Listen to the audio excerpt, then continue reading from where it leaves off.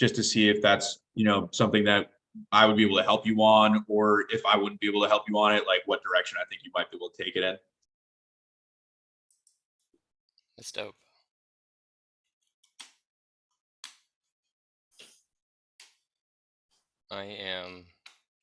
It's a struggle.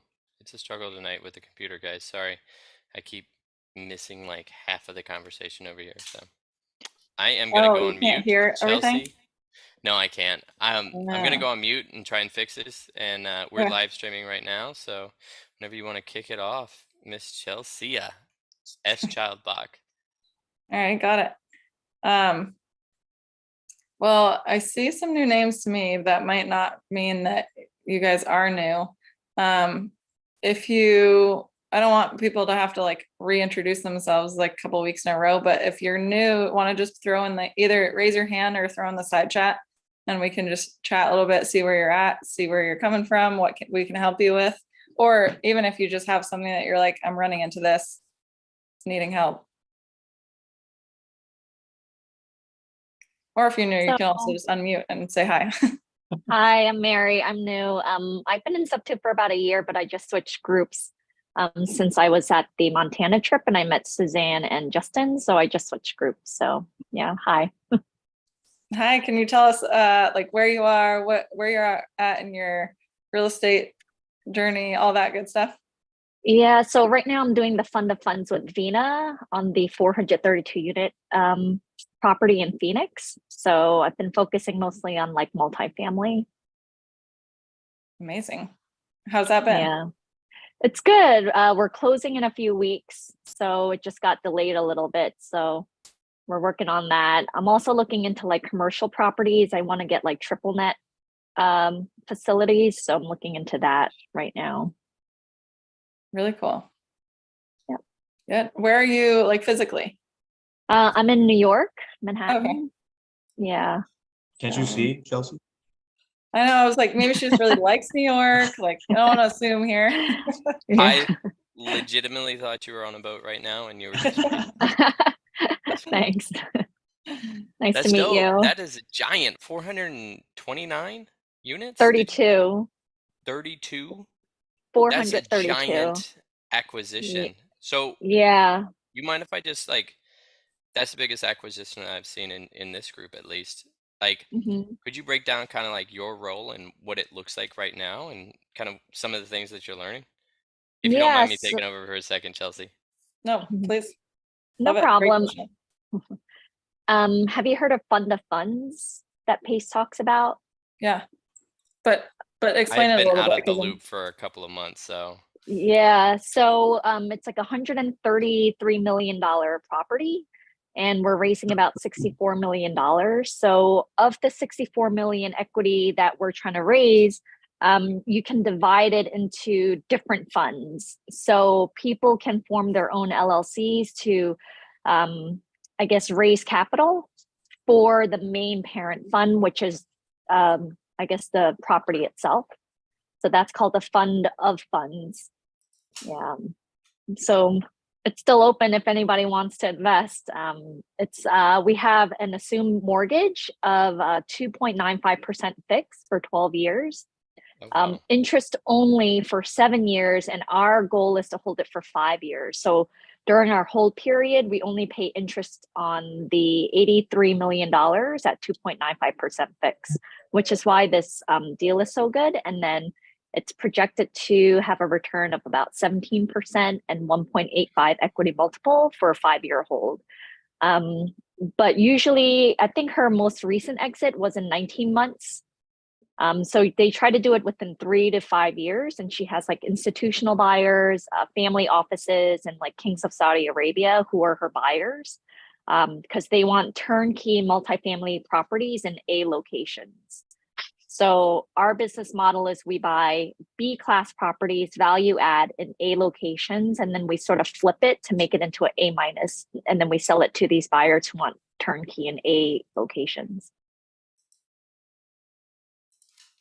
Does that make sense? That's a lot.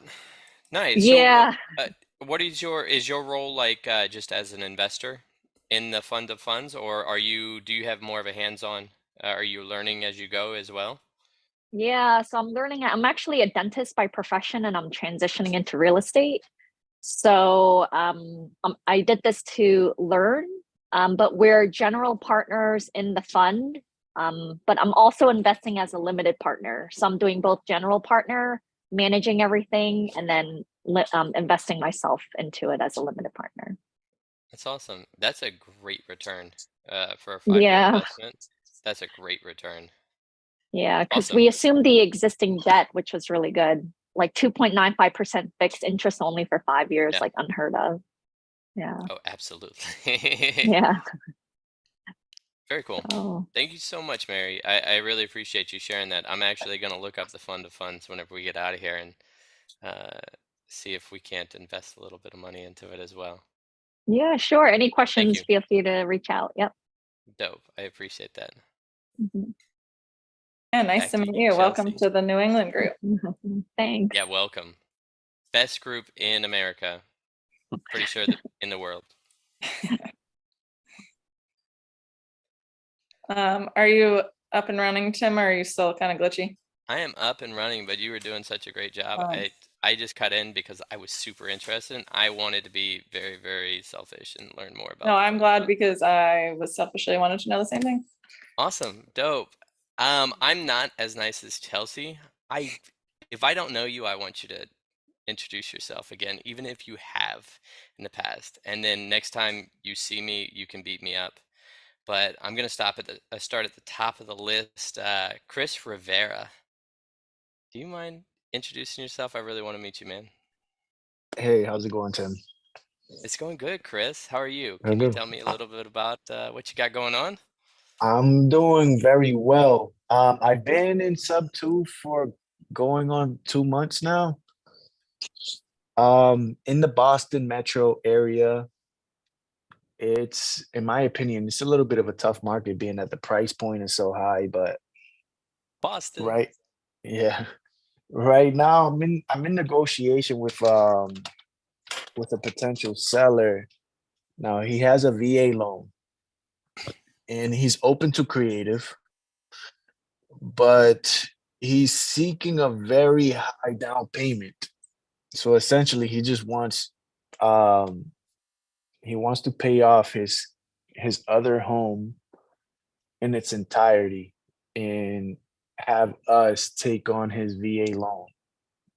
And to put it lightly to him, I told him that that's likely not going to happen. Being that no investor wants to tie up that amount of money into one property. Yeah, absolutely. So If it doesn't make yeah, sense for you, then it doesn't make sense. Why does he want to pay off the other house? Why does he need to um, pay off the other house? to be honest, he didn't want to get too deep into that. He sent me his most recent mortgage statement, and his escrow account is in a negative. So it could be that he's falling into uh, deep debt. How much negative? Because escrow can fall into negative just because your taxes change and they increase over the year, right? Hmm. I have a negative balance on my escrow account by like over $1,000. They just Okay, increase yeah. the amount that I pay in escrow each month, right? So it could be that. That could be the case. It's only a little bit above 1,000. Yeah, so that might be it. So that might not be the problem, right? Okay. One of the things, and I'm not the expert on it, but one of the things with when dealing with a seller is like really digging in and finding out why they need what they need because there's usually a logical, at least in their mind, reason why they need what they need. And at the end of the day, if it doesn't make sense, obviously. But it sounds like you Right. sound like a really smart guy, right? You're already I talking to like to sellers, think that. negotiating with sellers. You only been in for 2 months. Have you been doing this before?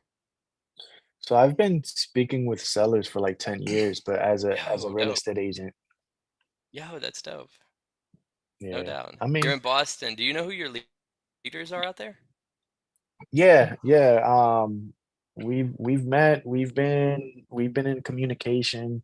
Anytime I come across a potential opportunity, I reach out to them and gather Yep. their thoughts.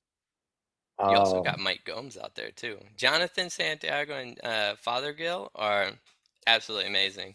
So you got some heavy hitters out there, man. Boston, it's a crazy market from what I understand, but people make It a good is. business out there, man. Absolutely. That's really cool.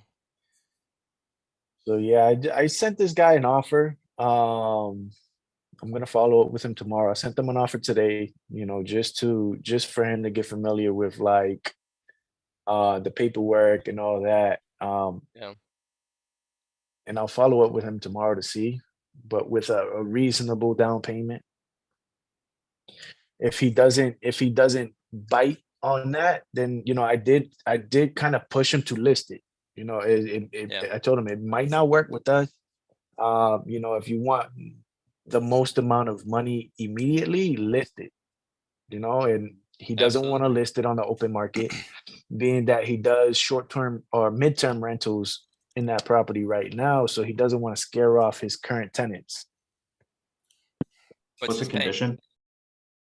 It's good. It's renovated recently. It's rent ready. It looks good. It's in great shape. He did inform me that all the work has been done within the last 10 years. How much money does he need to pay off the other property? About 600K. How much should this one go for on market? The the property that he has a market value of about 950 to a million. The one that you're working on? Yeah. And how much does he have on debt? How much would like go to him after? A little over, well, about 650 or so. Okay, No, so if he sold, I'm sorry, at market value, it would be about 500 or a little bit less than 5. would go to him, or that's the value of the property? No, it would go to him. So Okay. after his So if paying he off his sold this debt, on market, he would get 500,000 that he would be able to put towards that other property. right. But he needs, is any of the other property paid off, or he needs $600,000? So the other property, um, I looked it up on PropStream. He didn't give me that info, but it looks like it's owned free and clear unless he refinanced it recently or did like a HELOC or something. Well, then wait, so he wants to pay it off? He wants to pay off what? 600,000 down, bro. Mhm. That's reasonable to him. But I thought that was Right.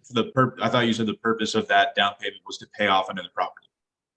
Yeah, so essentially what he wants or what he's asking for is for us to basically give up all the equity, pay him all his equity up front and just take on his loan.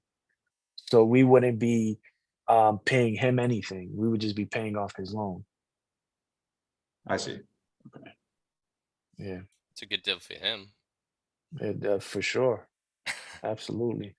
Yo, I hope it works out, man. I hope it works out. And if anybody else has anything to add, any insight that they might glean from their experience, Mark Gullifer, I know you talk to sellers all the time. What do you tell them whenever they want more than 50% down?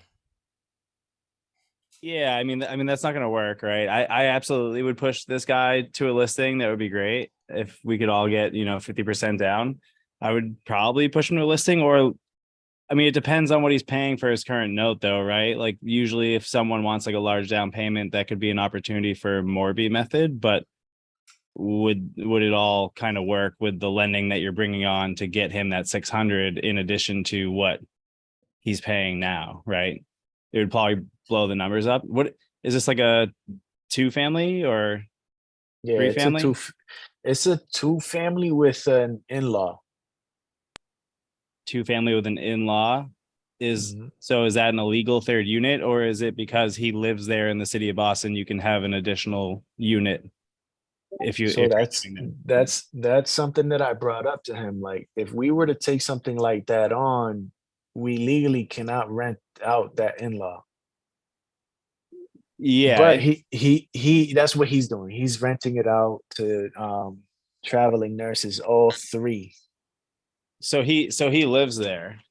No, he has his own place in Foxborough. Oh, so he just doesn't care. You got to be careful. Like I've heard stories where it was a triple decker in Boston, and somebody had like an illegal fourth unit up in the attic.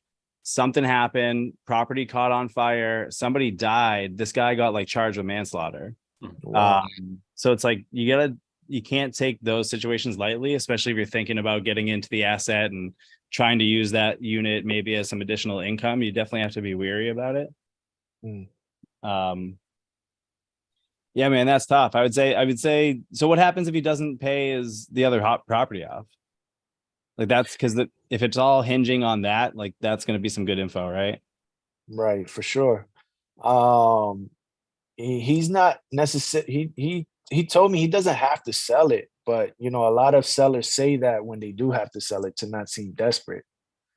So that's a conversation that I'm gonna have with him tomorrow when I follow up and see what he thinks about the offer sent, and kind of extract as much info that he did not provide as possible. Yeah, it sounds like you're still like building rapport with this guy. You're still getting it Yeah, in there and getting as much information as you can. And I forget ultimately, why you that's what it said, does he is. not want to list it? Why does he not want to list it? he doesn't want to list it because he doesn't want to scare his current tenants.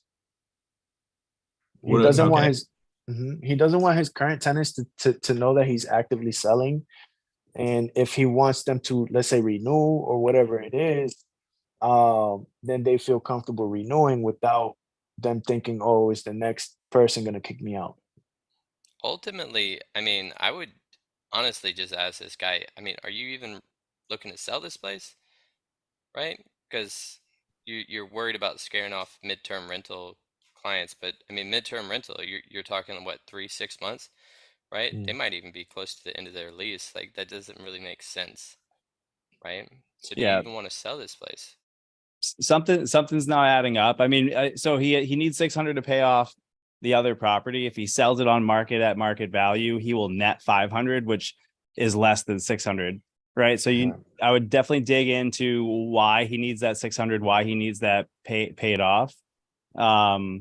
I think that's going to be important. And if you don't get an answer to that, that's okay, right? But maybe you could even do something like, what about an off-market listing? No sign That's in the what I was thinking. ground, a one weekend open house. Say we're getting quotes for, whatever, some work that needs to be done, insurance, whatever. But like no sign on the ground, nothing on MLS.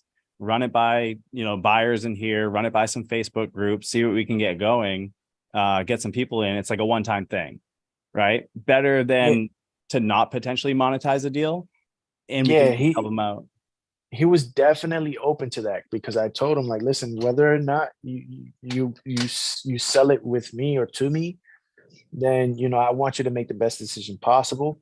And I told him that off market listing can I've done them in the past for similar reasons. And he told me he's open to it. He's open to selling it off market if the offer that I send him is not something that he wants to move forward with. No. Yeah, So that's you're cool. gonna double dip. You can't get it, but you can get the listing. Even if you don't buy it, you can get the listing, right? That's Hopefully. that's dope. That's pretty The dope. game starts at 7, so Drew, how you doing, Drew Tarantino? Oh, now you on mute. Now you want to go on mute. All right. No, I See muted how him. it is. Oh. I took the reins. Yo, okay, all right. Chris, I want to hear about how that turns out. Absolutely, we'll do. I'll I'm gonna keep you hit you guys up. posted. Yo, dope. That'd be dope. All right.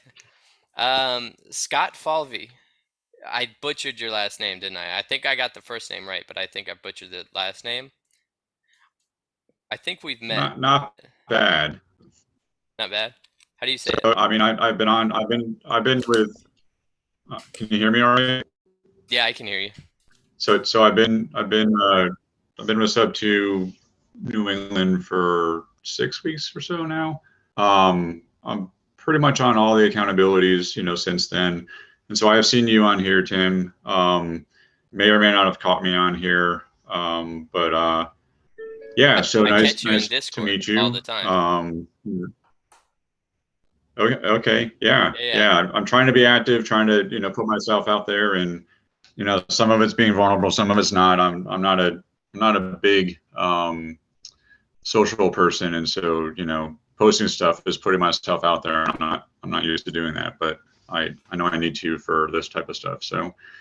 Um, so I'm doing that, and it actually bought me a ticket to speak with Sharky the other night. She gave me a call, and, yeah, she's dope. she, yeah, she kind of congratulated me on doing exactly what you said. And so she gave me some pointers, and she actually gave me some contacts. So some of you guys that are on here, I'll be reaching out to you in the not too distant future to just, make the contact and, have a conversation. So I'm looking That's forward to dope. being able to do that. That's dope. Well, Yeah, yeah. I have been in and out of the accountability calls the past like several weeks. So I don't catch a lot that goes on in the accountability, and I don't know a lot of people in here anymore because everybody seems like they're new except for like a few people. Could you tell me like kind of where you're at and what you have going on? I really want to meet you, man. Yeah, yeah. So, let's see. I haven't been active with deals. I think the last time I was on, well, last time I was on here and Chelsea was on here, she gave me some advice of, don't wait to get my business structure organized. Just, start doing deals. Well, I didn't quite listen to you, Chelsea, but but my business structure is set up. I do have that in place. But really, what I've been doing over the last probably 4 weeks is reaching out to people. My avatar is a buyer, and I'm not direct to seller. I'm not a wholesaler. It's really trying to, buy properties that are really already under contract, with wholesalers. I'm also doing the creative, finance boot camp with Pace Morby under Bigger Pockets, and under there in that, boot camp, he describes that as being, the done for you type of deal. A lot of it has to do with my W-2 job keeps me really busy. I work 6:30 a.m. until 5 p.m. Monday through Thursday. Doesn't give me a lot of time during the week to do much, but I do spend Fridays and Saturdays and sometime on Sundays focusing towards, the real estate stuff. And so the last couple of weeks, last 4 or so weeks, I've been reaching out, trying to make contacts. I've probably had conversations with 45 or 50 people. The whole forum. I don't have very many friends. I'm not, again, not very social. So reaching out to 50 people for me has been huge, absolutely huge. I've met some really great people. A lot of it is just to understand where resources are available. A lot of it is because I'm kind of a compliance person through my personality and my W-2. And so I like to have things kind of in order so that I have my structure and I can just kind of go. And once I start getting that in place, I can just slowly start rolling, and then it just starts to build up and it builds up and it kind of goes from there. So my W-2 is I'm a senior program manager for the state of Maryland's energy efficiency program. It's for the last 9 years, it's been an $84 million program over 3 years. And starting in January of 24, it's going to be a $350 million program over 3 years. And my role is I do energy efficiency programs for multifamily properties. Dope. What kind of properties are you looking to buy? I'm looking for single family. I would do small multifamily too. I've actually tried to get a hold of somebody who's got a 8 unit in Concord, New Hampshire. The agent hasn't returned my call at all. I've texted him, I've called him, I've emailed them, and the property's right. been listed for about 60 days. It's dropped 400,000 in the asking price, and nobody's answering the phone. I wonder why. Wow. The price is dropping. Nice. That's So are what you I looking want to to do buy and too. hold, fix and flip? It sounds like you're more of a buy and Yeah, hold guy. buy and hold, generally a long-term rental, but obviously if it's the right deal, I'd go, short or midterm depending on location. I'm not fixed on there. The deal will tell me, what to do.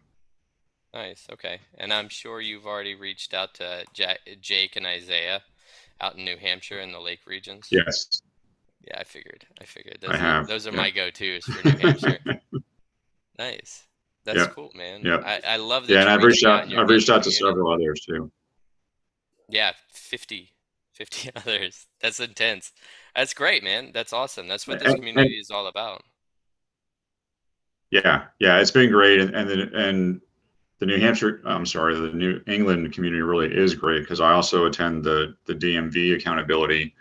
They're really do, but it's a whole different it's a whole different feel. It's a whole different personality. Who's running the DMV? Is Renee running the DMV over there yet? I honestly don't know. There Is that are a bad? couple of people that are leaders, but um, you don't really know who really would be the people that you would talk to in your areas. You do because some people Doesn't that say, suck? well, I'm over here and you can reach out to me, and it's difficult, whereas in New England you know who the leaders are in each state, and it's great because you have the access to them as well. Yeah. I went into a couple of other accountability groups before I jumped into New England, and it was the same. It was like ghost town. You didn't really know who to talk to, and it was kind of clicky, and it was weird and awkward, and it's not really Yeah, conducive to talking to 50 people in a that's right. that's still funny. That's not funny, but that's crazy. I'm glad that you're finding the community, man. I'm glad that you were able to make it Yeah, into New England, and yeah, that's awesome. Oh yep, yeah. yep. Well, good And luck. I do live in New Hampshire. I just Yeah. my job is in Maryland, and I go back and forth. So that's kind of why I use the two markets. What part of New Hampshire are you in? So I'm actually in Hopkinton, which is just outside of Concord. Oh, nice. So you're southern New Hampshire. Got it. Yep, All right. I yep. have properties So up in southern Springfield. central. Gotcha. That's dope. Okay. New Hampshire to Maryland. That's like 8 hours, isn't it? I fly. Oh, you fly. Yeah, So it's but like six it's an hours. 8-hour drive if I drive. Yeah, That's dope. Okay. All right. So good luck. Good luck. Hopefully, thank you, thank you. you can connect with a ton of wholesalers in here, and hopefully the DMV takes a cue out of New England's book. I know Sharky was going to share all of our sauce, and I'm sure that other groups are going to start implementing kind of how we do it in New England. So Yeah, hopefully the they info did brings kind of in. a download too, and what I saw on Discord and DMV is they're going to start a DMV Facebook group, which I thought was actually a pretty good idea because you can get a little bit more information shared in Facebook than you can with Discord. Not that Yeah, I'm a Facebook user, but me neither. But good luck to them. That's dope though. I wish you luck, sir, and yeah, I'm gonna thank see a you. lot more of you. Hopefully, I see everybody at the next quarterly. I've missed the past couple, so. But Scott, thank you for sharing, man. And if anybody is in New Hampshire or knows any wholesalers in Maryland, send them over to Scott. Yeah, please do. I'll take it all in. Dope. Nate, the king of the Subto newbies. What's up, Nate? What's up? What's up? What's up, brother? I don't think I've met you Nice yet. to meet you, Tim. Good to meet you too, Nate. No, we haven't that yet. Yeah, good to meet you. Oh, all right. So where are you at? What are you doing, man? I'm in Wilmington, Mass. I'm doing agent outreach. It kind of aligned with my schedule. So I'm just blasting the phones. I got prop stream. I'm targeting low equity. I didn't jump into any expired listings yet. Trying to stay focused on just the low equity stuff. And I had a few negotiations. I'm just really just trying to work on my skills, negotiating with agents, right? And my plan is to wholesale everything creatively, mostly. I think I need to work on my comps a little more before I start to try to do cash deals. Same thing with the Subto, hybrid, seller finance, any of that creative stuff too. So, We all yeah, need to work on our comps. Oh, yeah, comps are tricky. Comps are tricky. yeah. I feel like that's very I'm important. sure. I'm sure these Zahid always has them on lockdown. Yeah, underwriting and comps Yeah, is. I but feel like that has to be on point. You know, I don't want to send it just takes anybody any time. bad deal. How have you takes time. been? How have you been going about it so far? Well, as far as Dispo. comps, Yeah. I As far as had comps, privy for a little bit, and I was trying to learn on there.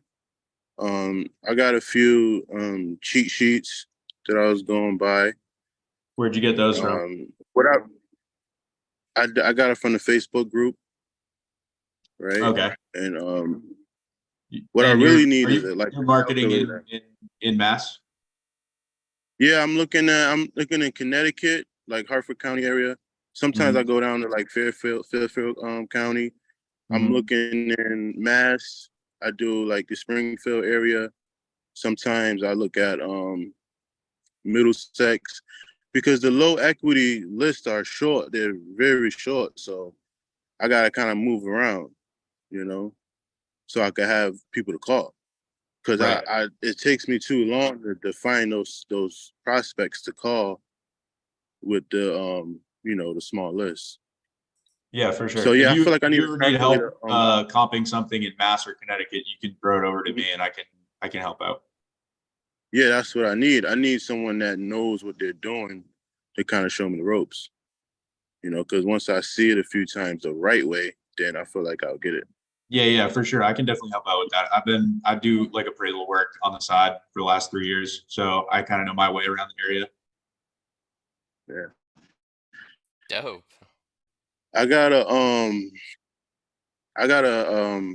I'm in a few different negotiations right now, but it's all like follow-ups. I'm going back and forth with them. But once I like kind of, get them to agree with something, then I'll bring it to somebody, So you're saying that once you have it under agreement, that you would be willing to share some of the information? Like once I get stuck, if I get stuck and I don't know what to do or how to answer anything, or before I lose them and they ghost me, I'll bring someone else in. I've been working with Ari a lot lately, and he's been helping me out with a few different prospects. So Yeah, that's awesome, bro. so I'm just doing the follow-up game. Yeah, for sure. It's the name of the game. And I'm just trying to, stay consistent. I Dope. started out with maybe 5-10 calls a day. Now I'm up to around 12-15 conversations with agents, right? Dope. So Nice. Nice. That's great, man. Have you seen all the Jerry Norton content on Agent Outreach? No, I haven't. I was trying to He's get got to that he's because got I know 3 or 4 really, really solid videos on Agent Outreach that are like very good. Yeah.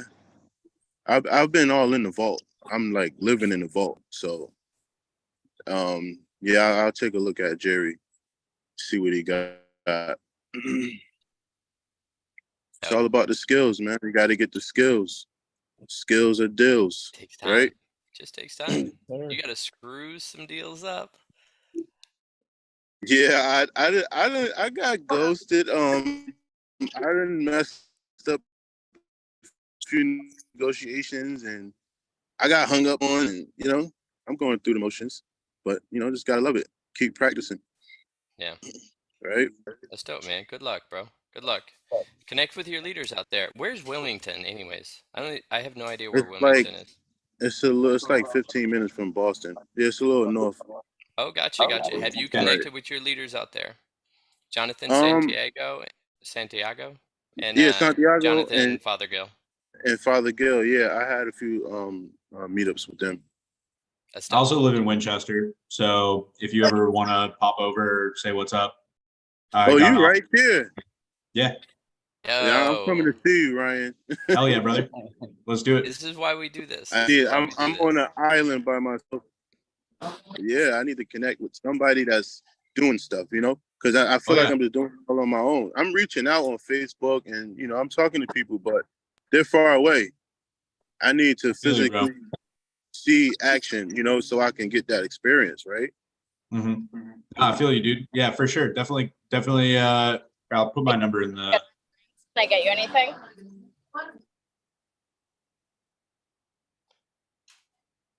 Chelsea. Quick on the Oh, mouse. okay, that's you. Dope. That's why I love doing introductions on Thursday. If you have a problem, bring it to the table. That's Yes. really it. This is where you meet people that are like right in your backyard. That's awesome, man. Okay. Who else? Nate, hey, thank you so much again for sharing, man. It was great meeting Absolutely. you. And For sure. hopefully I see you at the next quarterly. Who I'll else try to hasn't? make it. Yo, dope. I hope you do, man. Ed Jones. Yes, Ed What's up, Jones. Ed? Edward I Jones don't know if I've met Investments. you. Yeah. No, we haven't met. Still Okay. really brand new. Started about 3 weeks ago. The first outing or connection, I went to the latest meetup at Salisbury Beach.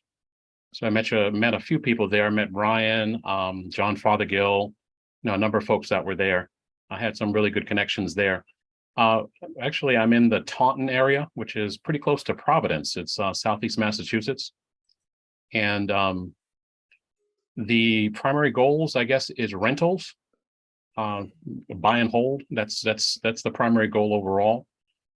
Basically looking to expand. I just have one rental right now that I'm looking to expand on right now and increase in that particular area. Happy to meet up with folks. Right now it's education. I'm just living in the videos, just pulling as much as I possibly can, and just to get the basic understanding. Also, when I was there at Salisbury, I was talking about a deal that I was actually working on. It was a friend of mine, as I started talking about getting into the group, who recommended me to her brother who was selling a property. And I actually was used during Salisbury as an example on the meetup there. And we went through the numbers and guys gave me great advice. I was supposed to go back and talk to the agent just to by way of update to those that were there at the time. Come to find out later, as I started reaching out to the agent, that it's not just a real estate agent, it's home investors. So those that know home investors, it's they're real estate investors already. So I'm wondering, is there a deal here anymore? Because you got investors that are already involved. I guess it would just it's all about the numbers, right? Yeah. It's all about the numbers. It's all about what you can buy it for, and you're buying and holding. So what can you rent it for at the end of the day, right? So that's just easily just underwriting a deal, right? Yeah, no. So it could still be a deal, right? Just because home investors is on it. I mean, it might not be a deal, but yeah, I don't know. Yeah, so I have a bunch of I question marks. haven't ran into home investors before. Has anybody dealt with home investors? My dad has a home investors franchise. Oh, dope. I have Tim. Yo, dope. Okay. Way more experience. And I know there's a huge one out of Randolph. There's a huge home investors out of Randolph. But what I know about home investors is that they like to acquire very, very deep, like incredibly deep. So just because home investors is involved does not mean that it's like a major threat, because they're going to give a very low offer. Yeah, no, he's already signed it with home investors. So okay. I thought it was just a real estate agent that he was dealing with. He kept talking as if it was a regular real estate agent. Oh, he has a purchase and sales agreement with home investors? Oh, so they're just trying to wholesale. And they're shopping his property to another buyer. Gotcha. Well, then, yeah, maybe it's a deal then. I don't know. Well, because home investors, it depends on the home investors franchise. Maybe if they're wholesaling it, that doesn't automatically mean that it's a bad deal, right? Like if like the point of a wholesaler is to make a deal that's good for the end buyer, then it could very well make sense. How about this, Ed? Mm-hmm. We're not going to do it right now, but how about whenever we do everybody's introductions, you just pull out the deal. right? We can underwrite it here. We have people that are in Massachusetts right now that can comp the property, and right, maybe we can help you out with this tonight live.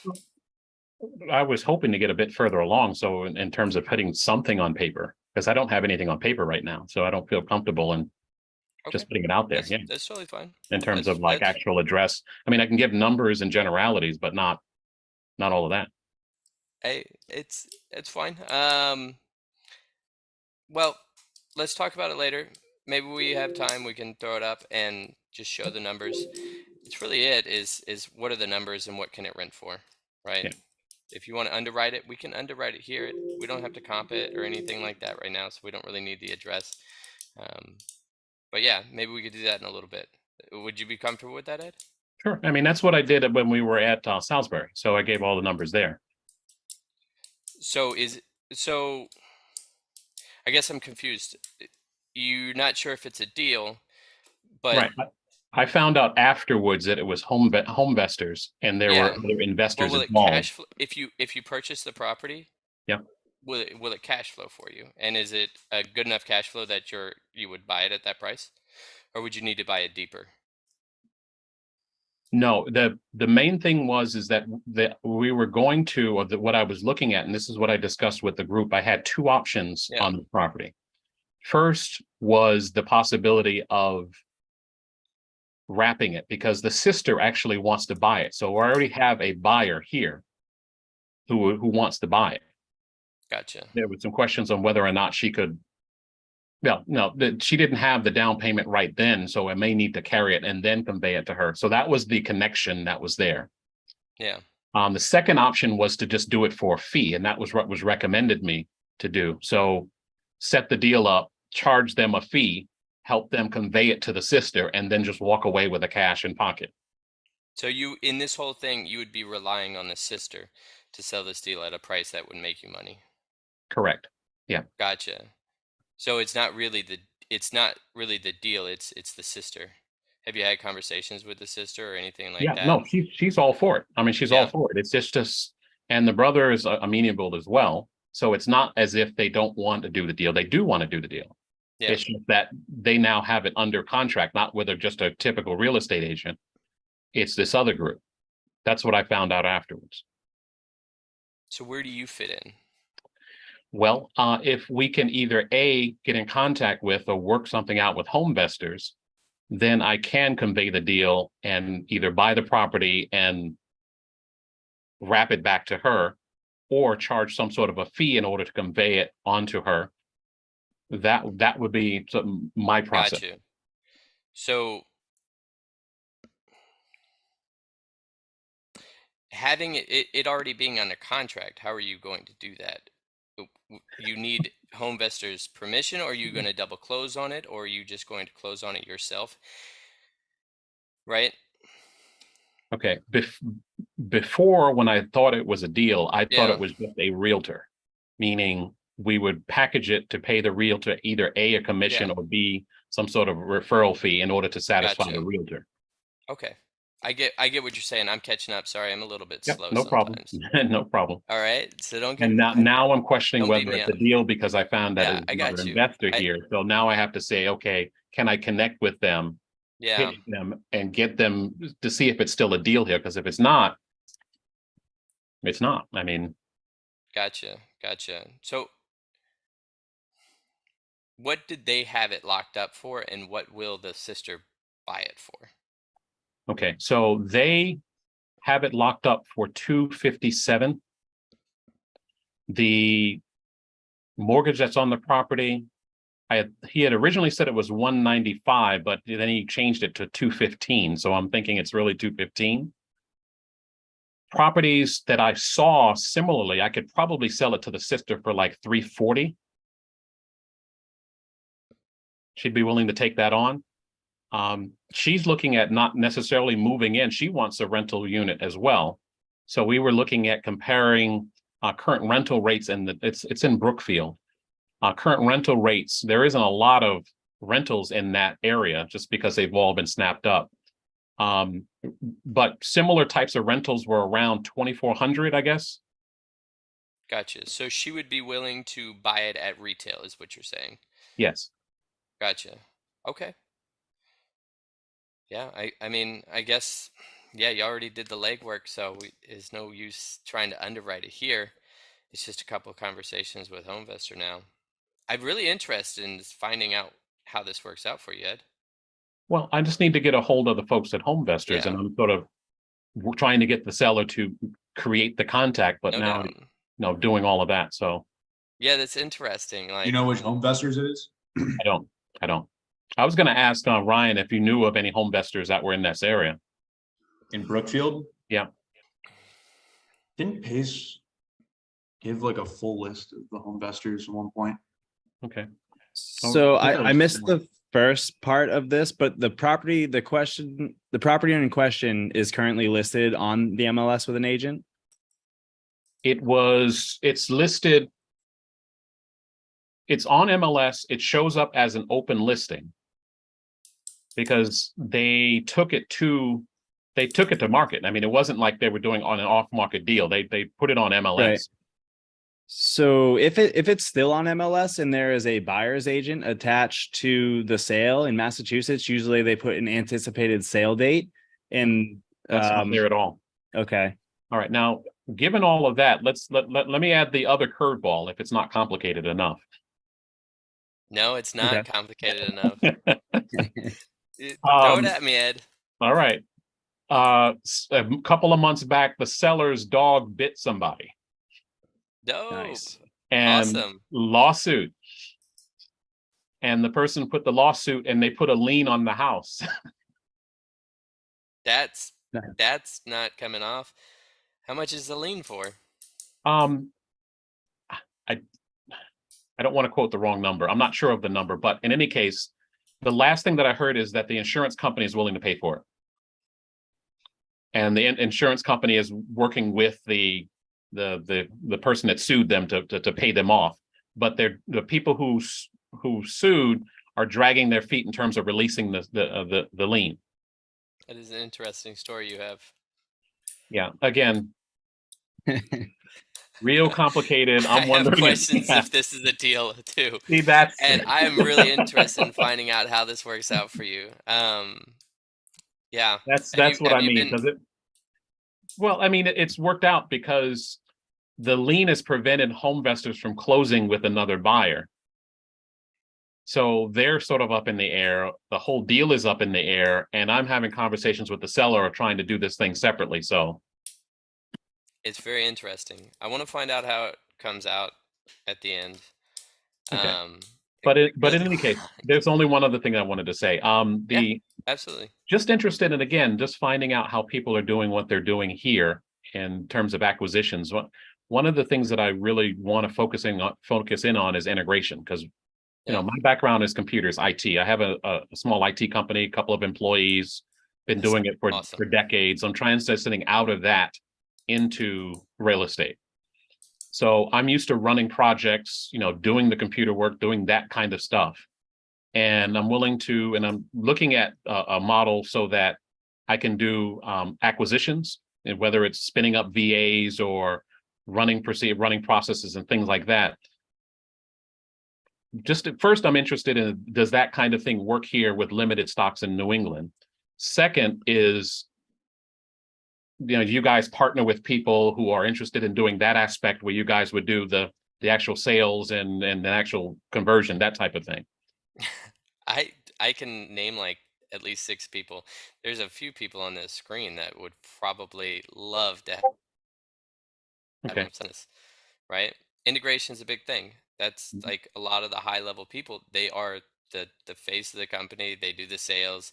They are the visionary. They need somebody to be on the back end, working with the VAs, keeping the systems running tight, right? They're too busy making money. Yeah. No, that's the thing that's interesting to me, because again, computers, IT, processes, working with staff, that kind of stuff. That's what I enjoy. But I know that, again, there needs to be a sales aspect here, and I, you know, do sales for the IT company, but not sales like this. Absolutely. Oh, did you see in the comments as well, Justin just hit somebody up that's in Subto that's a ugly home buyer, and they'll be able to look up the HomeVestors for you. Okay. But yeah, no, absolutely. Integrator, like keep honing those skills and jump in somebody's company, right? Jump into somebody who is doing business and see how their systems are running and fix their business for them. I guarantee you can add a ton of value that way, man. Absolutely. Thank you. Thanks, Ed, for sharing, man. You're welcome. That's gonna be a crazy story. I'm looking forward to seeing how it comes out. I hope you buy it. I hope you buy it and sell it to the sister. It's like the Jerry Springer episode. All right. Who's next? Who haven't I heard from yet? Chelsea, who have you not met yet?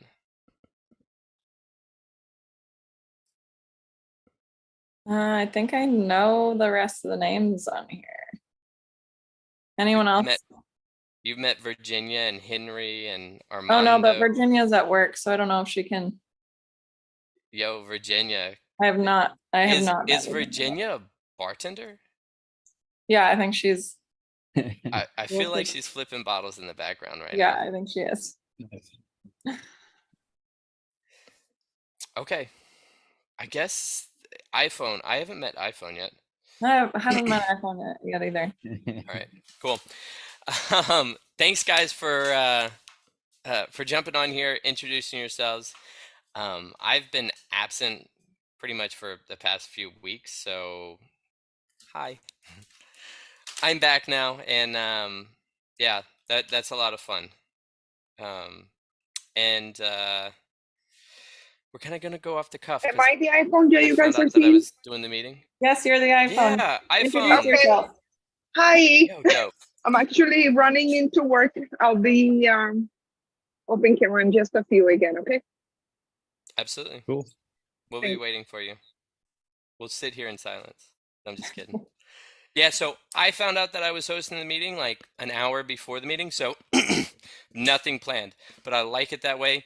I want anybody who has a problem, anybody who has a deal, Chelsea, if you have anything, did we just lose Chelsea? Did we just lose me? Can you hear me? I'm here, you're here. But Armando, I'm here. All right, sorry guys. But yeah, no, if you have anything you want to bring to the table, any deals, Chelsea, if you have anything that you want to that you were looking towards doing tonight, let's do it. Let's go with the hands for Armando just unraised his hand. Did you mean to? There he is. Dope. Okay, awesome. What do you got for us? Yeah, who was first? Who wants to go first? Jillian. Jillian's first on mine. Sorry, Armando, you put your hand down. I think Armando actually did it first. Yeah, he put his hand down. Either way. I mean, we'll take you. You'll go next, Armando. I'm sorry. It's just those You guys can just fight over it. It's fine. Guys. All right. Sorry. Jillian, what do you got for us tonight? Yeah, so I haven't been on this meeting in like a few months, so I just kind of wanted to give like a quick update. So I have a deal under contract right now. I'm from Western Mass, by the way. I think I've mentioned that in the past, like even more farther west than Springfield. So the market is like kind of dry out here, but it's a really good like Airbnb opportunity because a lot of the New York City people come for like, you know, extended stays or whatever. But I have a deal under contract right now. It's probably going to cash flow about $1,000 a month. So I'm pretty psyched about that. Is that just from Airbnb or would that be as a base from long-term rental?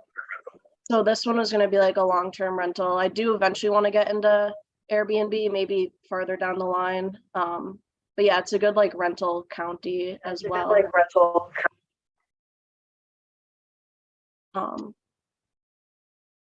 So do you want to share it a little bit? You want to show it off a little bit? Yeah, I can do that. It's like, so it's going to be conventional financing, but I kind of acquired it in a creative way. Like I beat out 5 other offers on the place. And I'm kind of in a unique situation because I'm using actually my parents as my private money lenders. Dope. And yeah, so they're gonna get like a cut of the rental income. How'd you beat That's out the other awesome. offers? Hey, 2 seconds.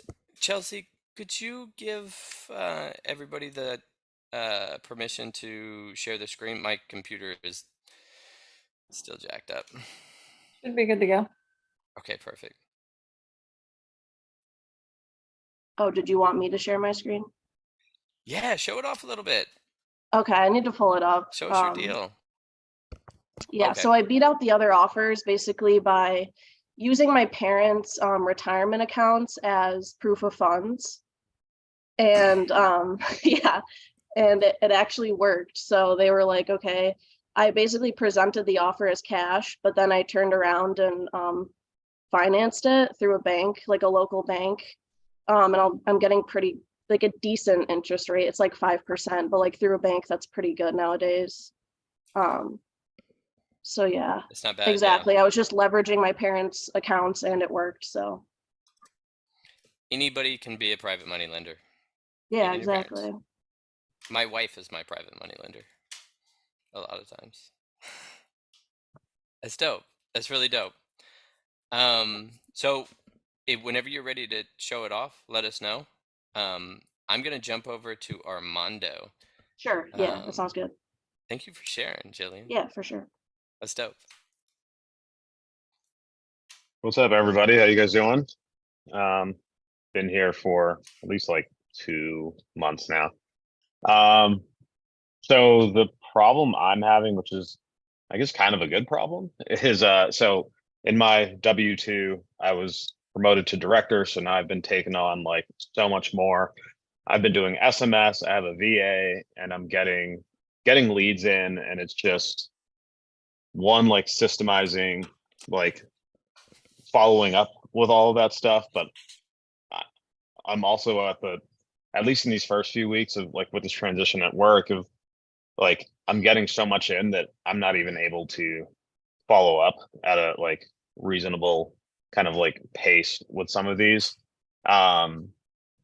And I think the other thing that I'm just trying to figure out, especially from some of the more kind of like the established, like the, is when you're looking at your business, the KPIs that you are tracking or trying to like hit every month, like I'm doing X amount of text, we're hitting X amount of, calls, but then also like, how many offers are you looking to send out? Like how many, what's that kind of like, what's your sales funnel look like? In the 2 months that I've been doing this, I've maybe submitted like 4 or 5 offers. None have come to fruition. Some of them are a lot of like follow up. One was a Stellar Finance deal that got very close on. Just the guy just came back with just wanting way too much money down, but very close, and just somebody that can keep working through. So I guess my problem is just one, I probably need some help with the kind of like following up and like how are people doing that, especially when you're getting a high volume of like leads. Like granted, they're not the greatest leads, but they're leads nonetheless. And then kind of like what KPIs are you guys tracking or hoping to hit like monthly in terms of like how many offers are you trying to send out every month, and what's that conversion rate for you guys?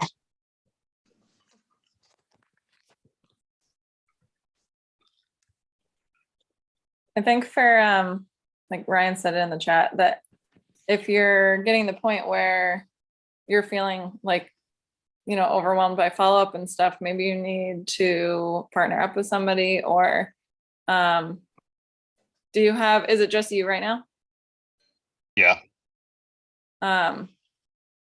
Maybe too soon. I don't know where you're at with everything, but possibly a VA for follow-ups. How are you like organizing everything do you have a CRM, or are you doing it like? I have a Podio, and I have a VA that's doing the cold calling. Okay. We're kind of like double tapping the list. Like I'm doing a lot of the text. He's doing a lot of the calls. If I get somebody that's like interested in in talking to the text, I send it to the VA. The VA then does the qualification and kind of sends it back to me to do that kind of further kind of negotiations from there.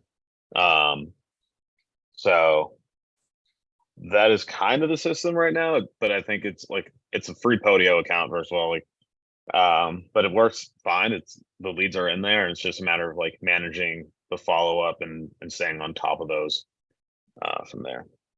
Do you feel like you're struggling at the follow up because it's not reminding you, or because it's too much, or like what part are you getting stuck a couple things. What, like, a big part of it is that like in my by the time like the end of the day comes around, like 6-7 o'clock, I'm so burned out just from like everything else that I don't really have the time, or I don't want to say don't have the time, but like it's late. I don't know like how late we should be reaching out to these people.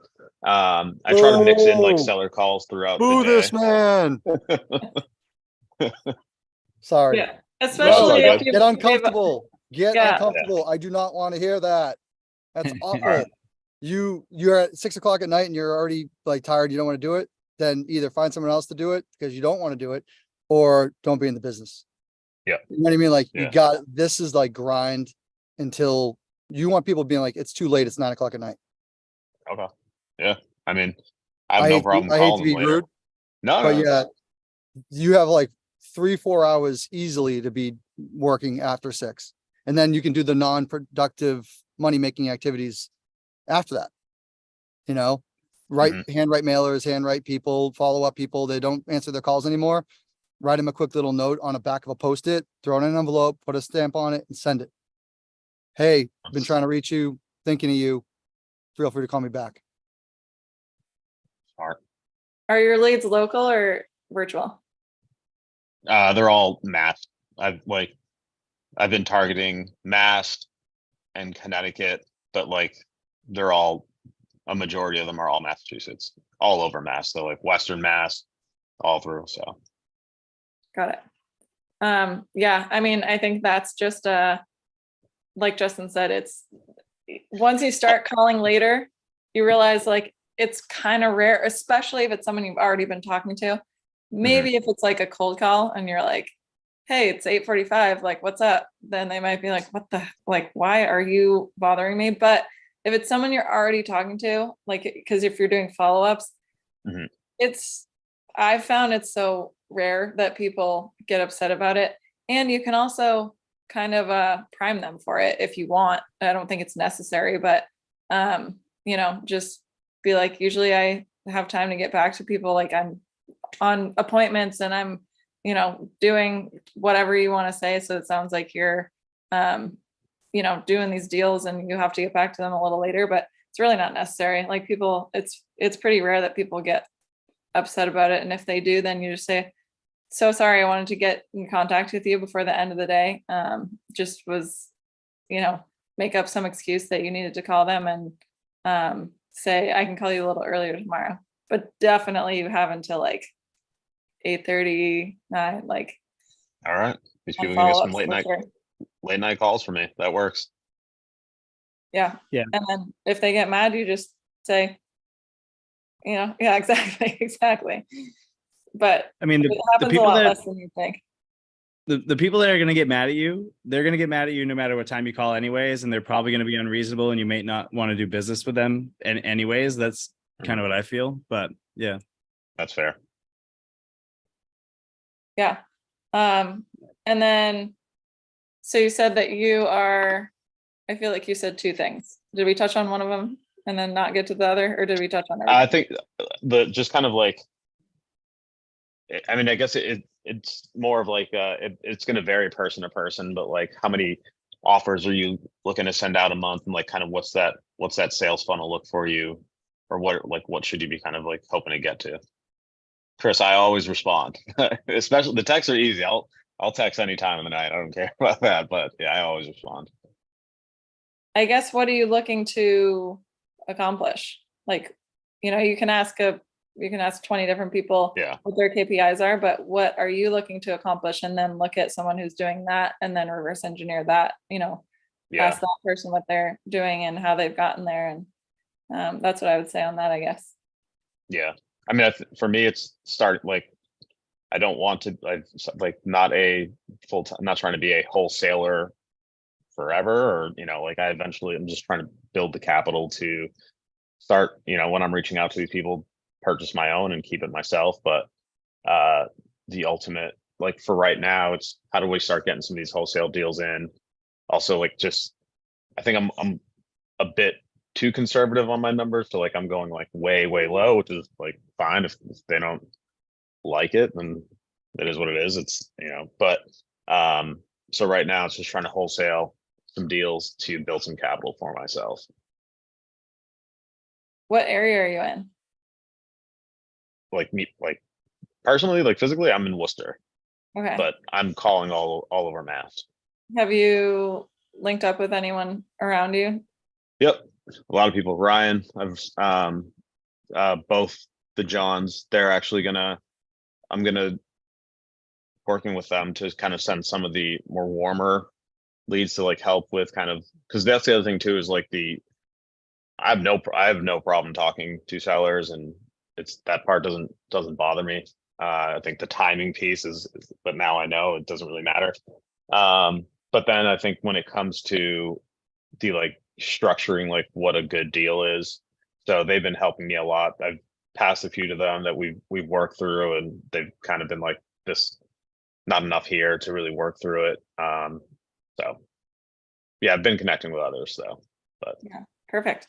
I think it sounds like you're doing all the right things. Then I think it's just that, getting those calls in later in the day. All right. Seems like you're being, consistent. We're hesitant to it's just the late night calls. Yeah, when you have the time. So yeah. But now I know I got more time. So oh yeah. Thank you. Of course. Awesome. Samville, what's up? What's up? Yeah, so my question is for anybody that's running a text messaging platform. We're looking to do 4 deals a month consistently.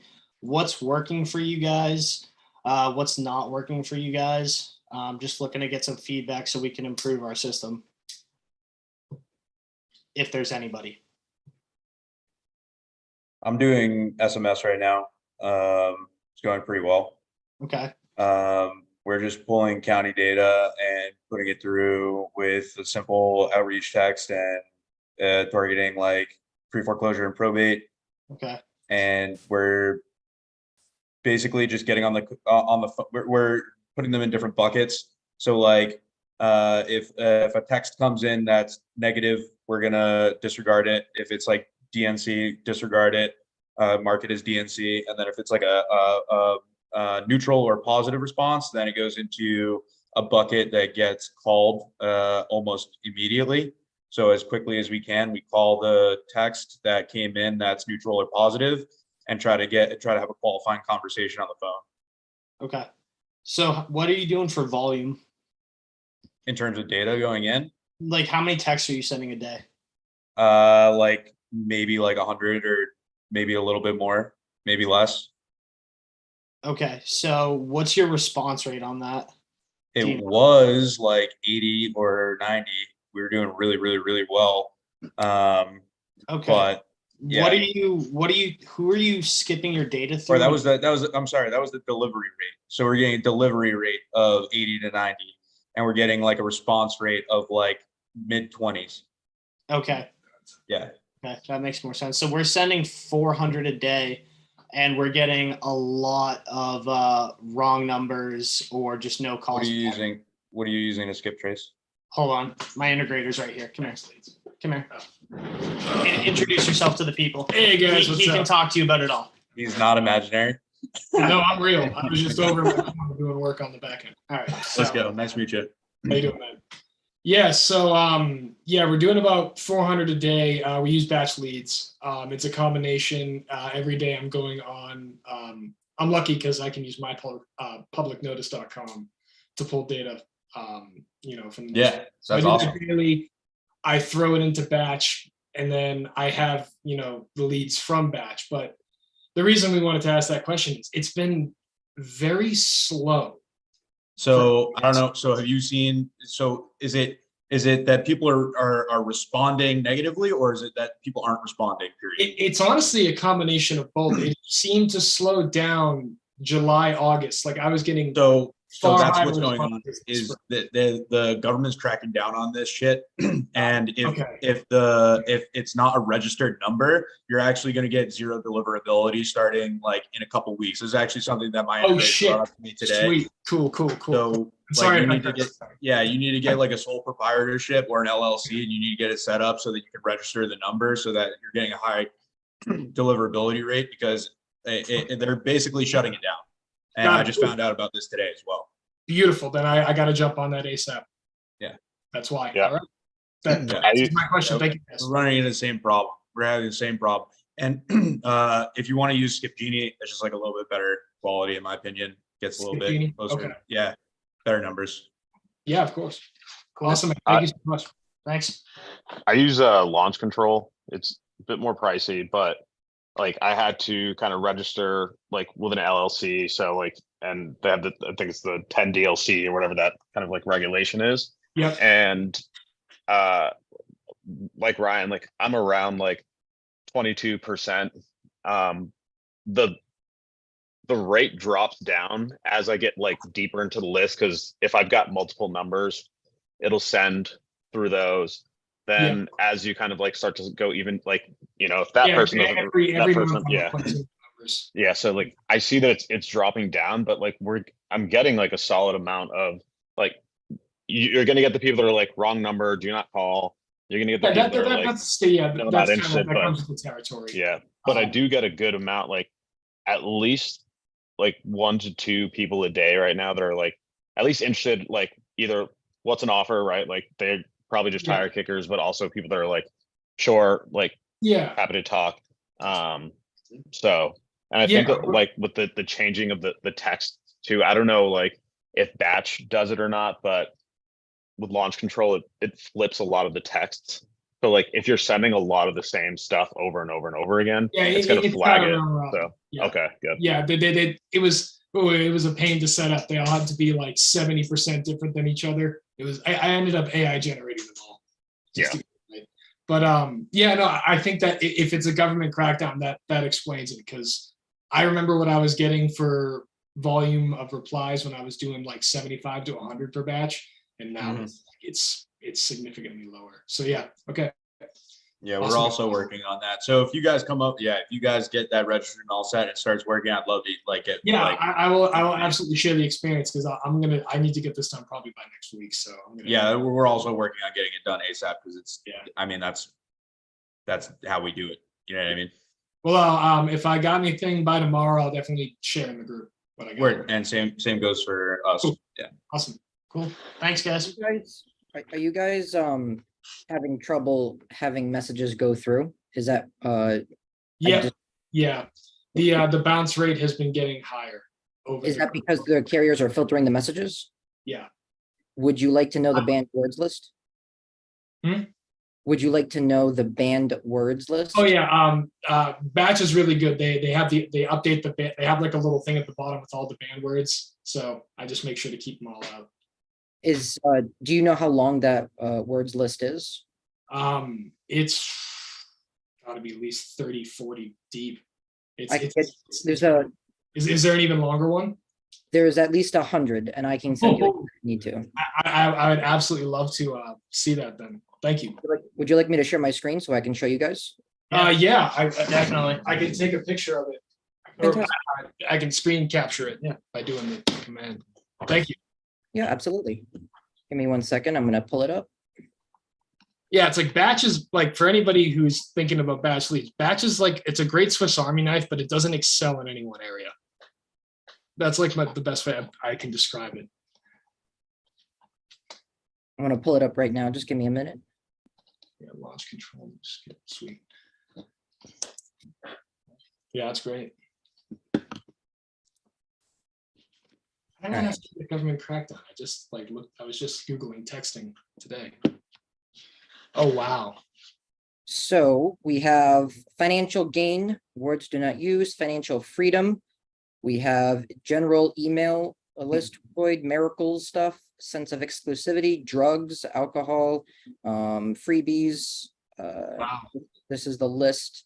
Where do you is this a like can public access, you know, can you get is there access to the public for this list, or is this something that's just yours?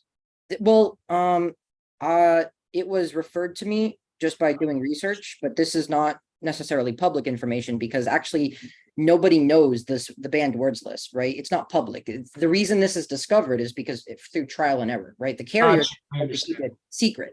They have a proprietary algorithm that actually constantly changes. So these words may change and they will be added to. Awesome.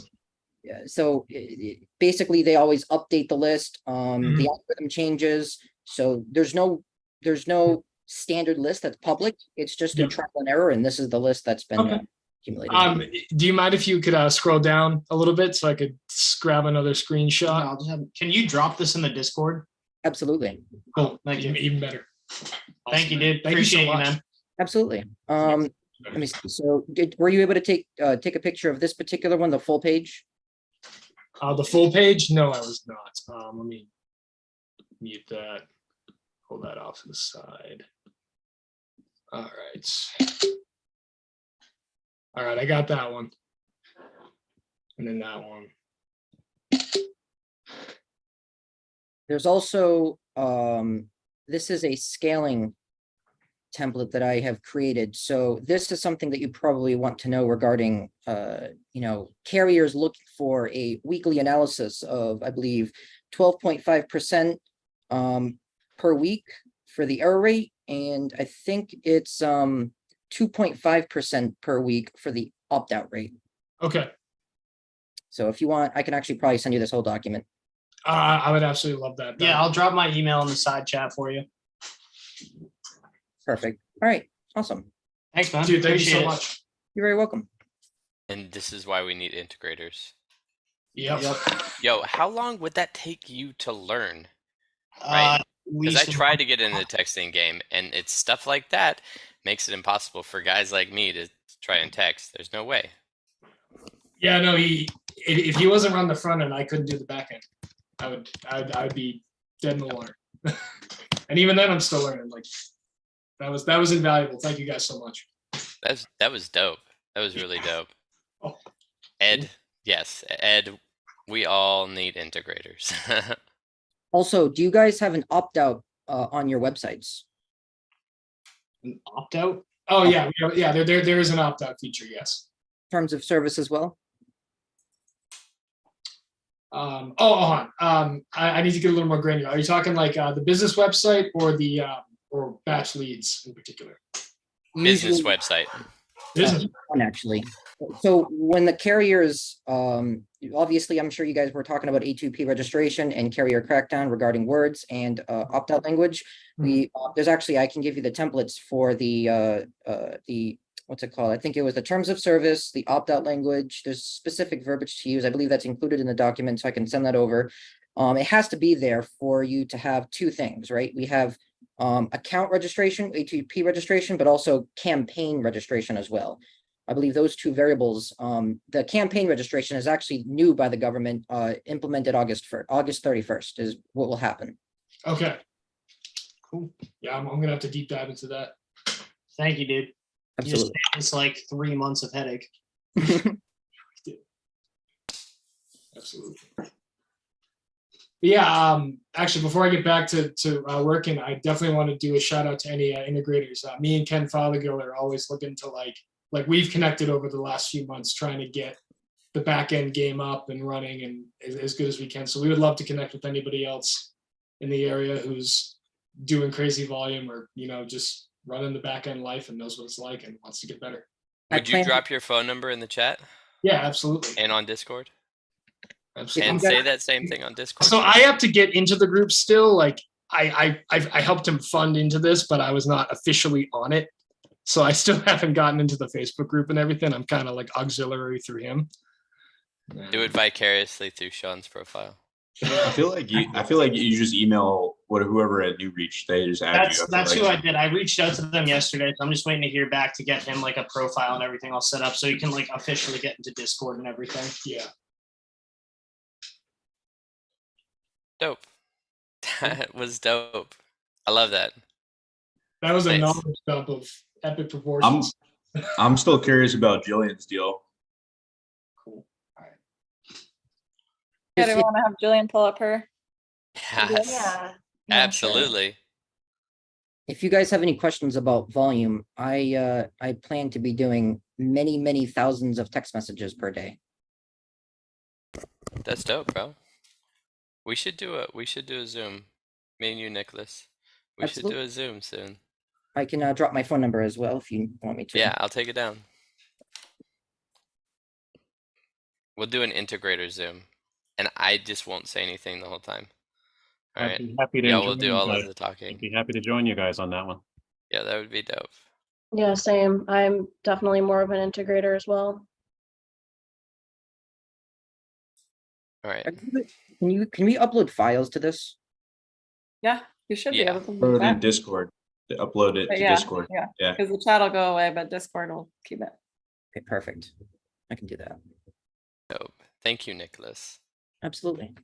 Jillian, you should be able to What's up? share. Can you see it? I'm like not good at technology. Yeah, we can see it. Well. Yeah, I pulled up the Zillow link. Yeah, so this is the place. The PITI is like, I don't know the exact numbers yet, but I think it's about gonna be like right around 1,500, 1,550 a month.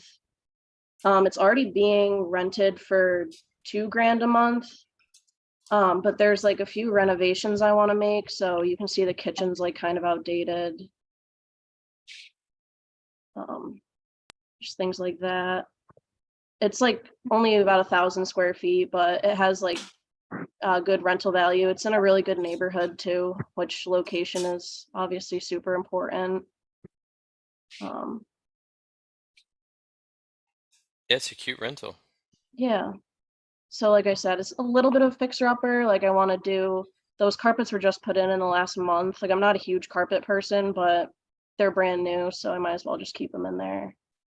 At first, I thought the countertop extended over the toilet in the bathroom for a second. I was like, The bathroom is actually a really weird setup. So like, it looks weird. this looks like it would be a mirror, but it's actually two toilets. Like That is a they're like- countertop going over the toilet. they're like, yeah, they're like Wow. right next to each other. So like I'm redoing the bathrooms as well. That's dope. Yeah. What's But- your, so what's your goal? What's your goal with this? To keep it? Yeah, I think to hold it for a bit. If it's already renting for $2,000 as is, I feel like, you know, what do you guys think I could like squeak out of this if I, you know, redo the kitchen and the bathrooms and You're do some talking about minor squeak out of it as far as rental what you can rent it value. out? Yeah. It's tough. I guess 'cause you I'm would not need in to the know area. kind of What the is area what is in the comps, but- yeah, what is the area? Maybe So we it's, have somebody. I'm It's looking at it. It's Pittsfield, Mass. So it's like in the Berkshires. Yeah, it's definitely location specific Yeah, as far as I rental know. comps. I'm But Ryan's looking right looking it now. up. Okay, sweet. But yeah, I mean, so if your PITI is 1,500, are you taking any other expenses? This is a single family, correct? Or is it Yeah, it's a single Yeah. family, but it has so you won't take any of the expenses? 2 bedrooms. What was Nice. that? I was saying, so you won't have to, you're not paying for oil, you're not paying for electricity, you're not paying for all of the things, No. right? Yeah. So, and this is just me, is I like to be conservative with my holdbacks of like 17%, right? That's not including property management or anything like that. So you take that 17% of the gross rent that you're going to take, and then you subtract the 1,500, and I mean that's your cash flow at the end of the day, right? And Yeah. 17% is just what I do. You can do lower, and that's just so you have a war chest at the end of the day for Okay. just this one property. Yeah, I've also taken the top tier underwriting course and completed that. So I feel like a bit better about underwriting. I know some Dope. people in this group have mentioned that they need help with it. So I'm not like amazing at it right now, but I've definitely done it. And I have some really good templates from Bo. Does anyone know Bo, Pace's underwriter? I think I've heard of him, but I haven't jumped Yeah. on any of his Zooms or anything. Yeah, he's starting this like multifamily group, and there's only about like 30 people that got in so far. I think he's gonna expand it eventually, but that's gonna be up and running, and we're gonna get like really deep into underwriting and whatnot. So I was hoping You got to, into his multifamily? Yo, yeah. I'm gonna have to learn from you. That's, Yeah, so like that. that's why I That's said I cool. was just gonna bring the knowledge back to this group, and I was thinking we could Absolutely. even, try to do a multi or something down the line, but yeah. That's dope. Hey, I would Jillian. buy a multifamily with you. Yeah. What's up, Keith? Well, you were saying something about you wanted to like do some work to the kitchen and stuff like that. Are you using your own money to do that? Are you using the bank's money?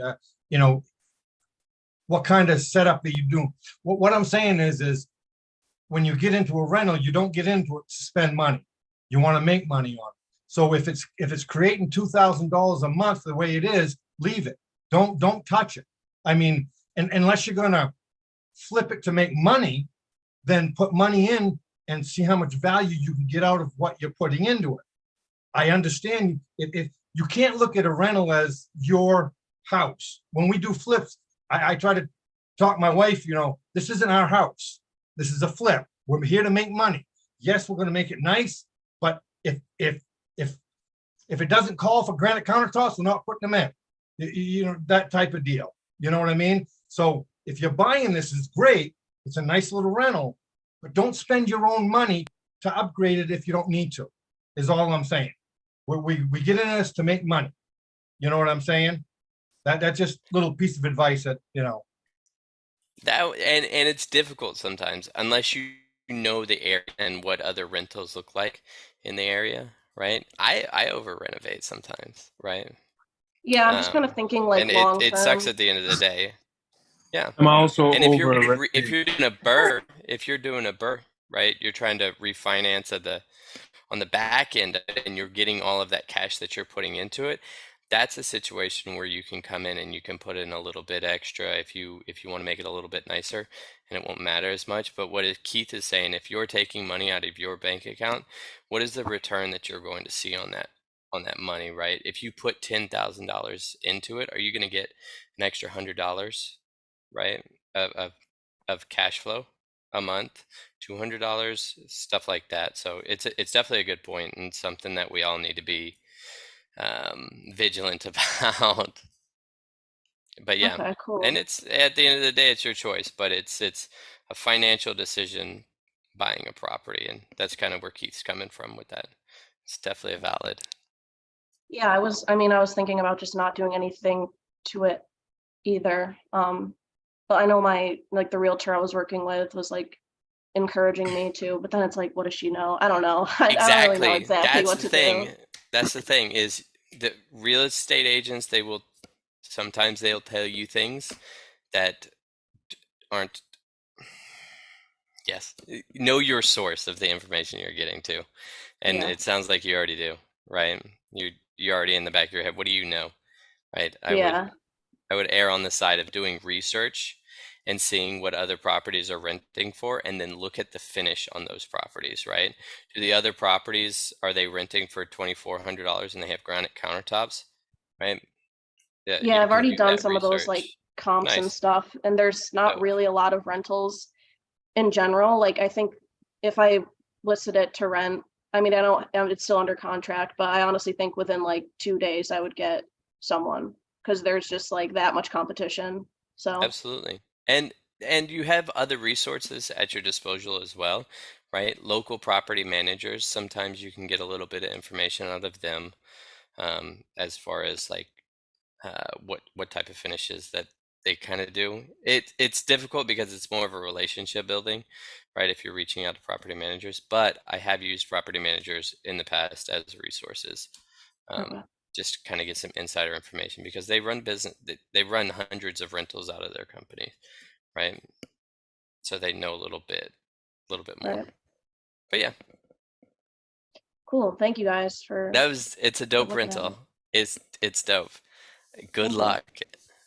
Thanks. Hell yeah. And it's not all sunshines and roses.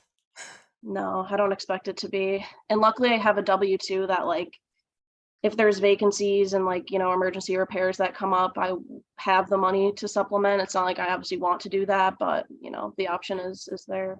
At the end of the day, that's what the holdbacks are for too, right? Yeah, A yeah. lot of people preach just make a separate account for this property, right? Or any properties that you have, make a separate account and just leave whatever percentage in there that you feel comfortable with, that you feel like is adequate for what will come up in the future, right? Whether it's 10%, 15%, make sure you do that, just so at the end of the day, because a lot of the tired landlords are the people that didn't do that. They just took all the cash and ran, right? And 10, 15 years later, they're sitting with a rental that they have to sell at a discount because they didn't keep anything up.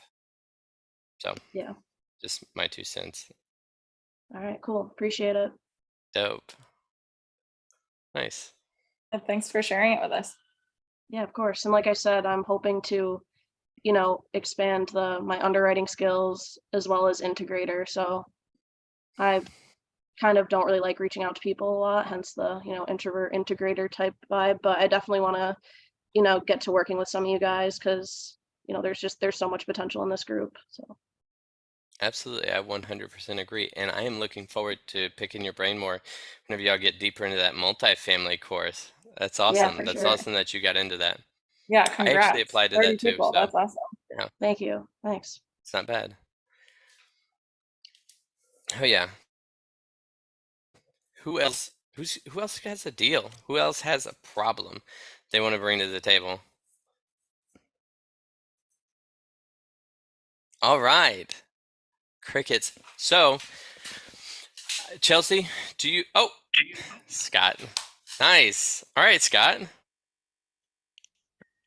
So it's not really a problem, but it's a question in kind of procedure. So Absolutely. that multi-family property that I was talking about, I reached out to the agent 3 times. The price had gone down a lot. I actually, while I'm listening to everybody, I went, online, and now the property is actually not on the market anymore. So that might be why the agent didn't reach out. But if I tried several times to reach the agent and there's no response, what is the protocol, or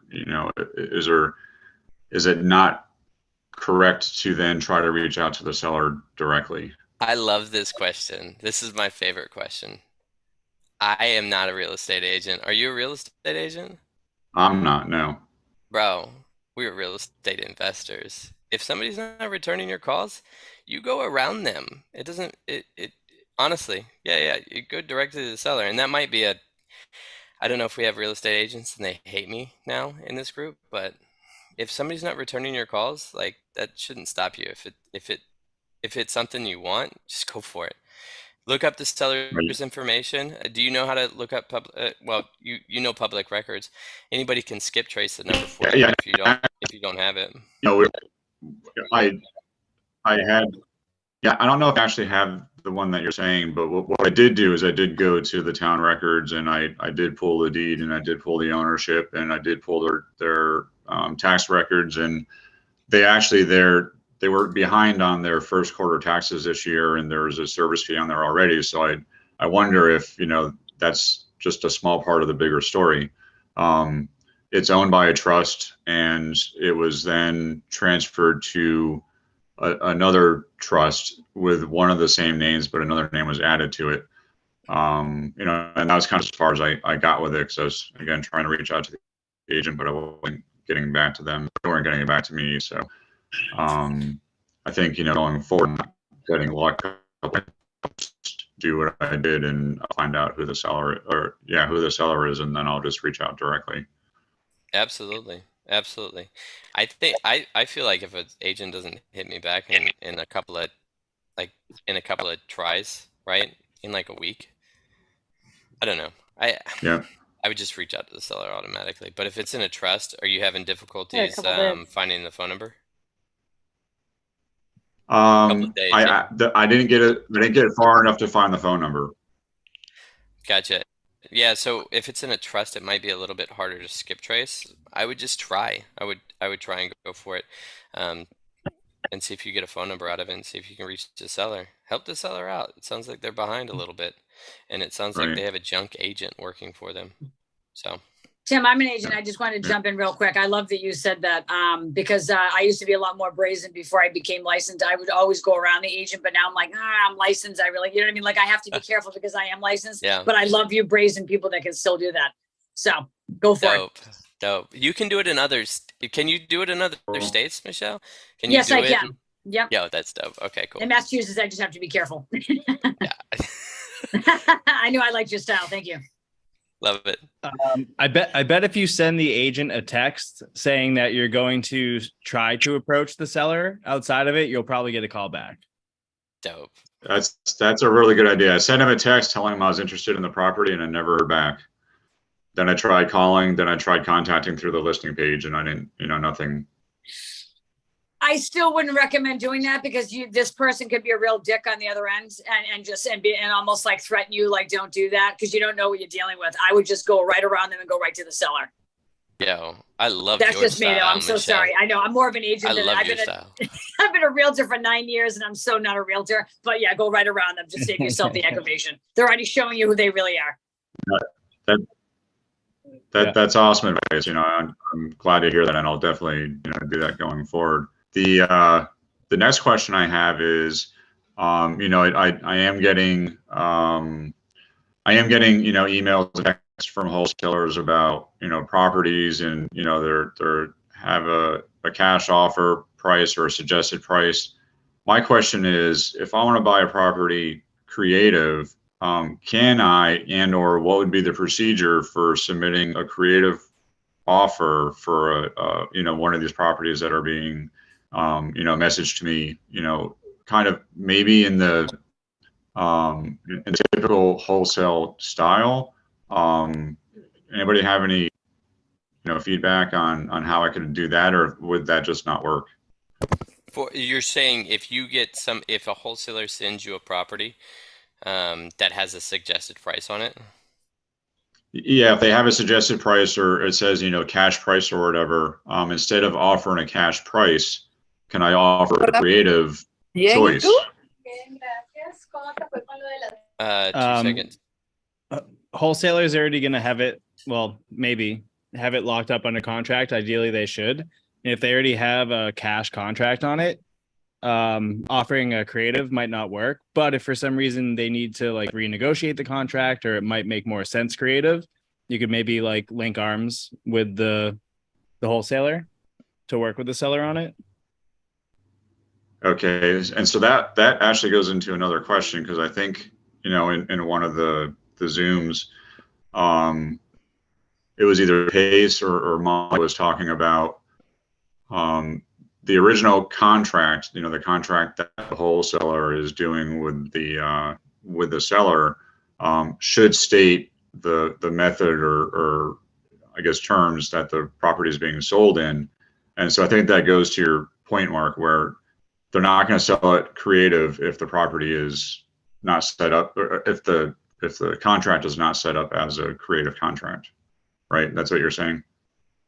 Yeah, because like the homeowner might have a mortgage, right? So if they owe 150, the cash offer is 200, they accepted, but you offer creative, like the seller might not be open to you taking over their mortgage, right? Because he expects it to get paid off at closing. Right. Yeah. Yeah, but that's in all actuality, that's a conversation that they have to have with the seller. If it is a wholesaler, then the wholesaler could go back to the seller and renegotiate that contract. And it's just a purchase and sales agreement that you literally just have to sign a new purchase and sales, right? So it would just be a conversation. And there's no telling if the seller would be open to it, but I mean, you're Right. offering, right? So that's why it's your offer, right? It's what makes sense to you. It's your terms, right? Because you're the Right. buyer. The seller doesn't have to accept the terms. The wholesaler doesn't even have to accept the terms, right? Because at the end of the day, Right. they're looking to get their assignment fee, right? So that has to get worked into it. Right. But if at the end of the day they're getting that assignment fee that they want, and they can sell this deal on as a creative, and the seller is open to it, then why not? Right? It's just having a conversation. It's asking for what you want. Right. Yep. And sometimes, when they send the offer, when you go to their website and you have to submit an offer, it's pretty much a form submission. If that's the case, is it just a matter of picking up the phone and talking to the wholesaler and talking to them about the offer? Yeah. I hate doing anything over email or form submission or anything like that. If I can get a phone number to somebody, I will Right. 100% always get somebody on the phone. That's everything in life. That's my cell phone company. I will never email my cell phone company. Get somebody on the phone, because it's all about that human connection, right? It's about that conversation. You can't have a dynamic conversation over email. It's not going to happen. Right. So, No, not at pick up the all. phone. Right. Cool. Great. Yeah. Thank you guys. Appreciate it. Mark, I need you in here every time that I host, because you are a wealth of knowledge, sir. I appreciate that. I apologize. I've been bad. No, don't. Real bad Absolutely about it. not. No, absolutely not. I love it, man. I want more vets getting on here and answering these questions. Honestly, like I do not have the most experience by any means, so I want you in here. Like, absolutely. I will make more of an effort, I promise. And more of an effort to answer more questions. I absolutely love that, man. That's dope. I wanted to bring that up. I really like that. I enjoy that. So appreciate you. Mark, what have you been working on, man? You got anything you're working on? Well, I mean, so as most of you probably know, I'm working acquisitions with another company, but I've been trying to work on some systems and some lists and stuff on the side. I guess if I was having a problem, it's like I'm working full time for somebody else. So I have some leads and stuff to call if there's anybody who's a little bit newer and might want to like plug into my mojo or just, get sellers on the phone and start talking. Then I can help like get the deal closed and whatnot. But yeah, I'm just not really pulling through on like calling stuff for myself, which isn't ideal. Time. But there's not enough time in the day. Yeah, I mean, maybe better time management and whatever. Either way, there's some way I can figure it out. But I think I've kind of settled on the fact that I won't do it. So I need to kind of put somebody in who will, and use just like an exchange of what I can offer in terms of like what I know for knowledge, for them, making the calls. Dope. I bet that would be super valuable to a ton of people, because I know I've at least heard that you're a hell of a closer, right?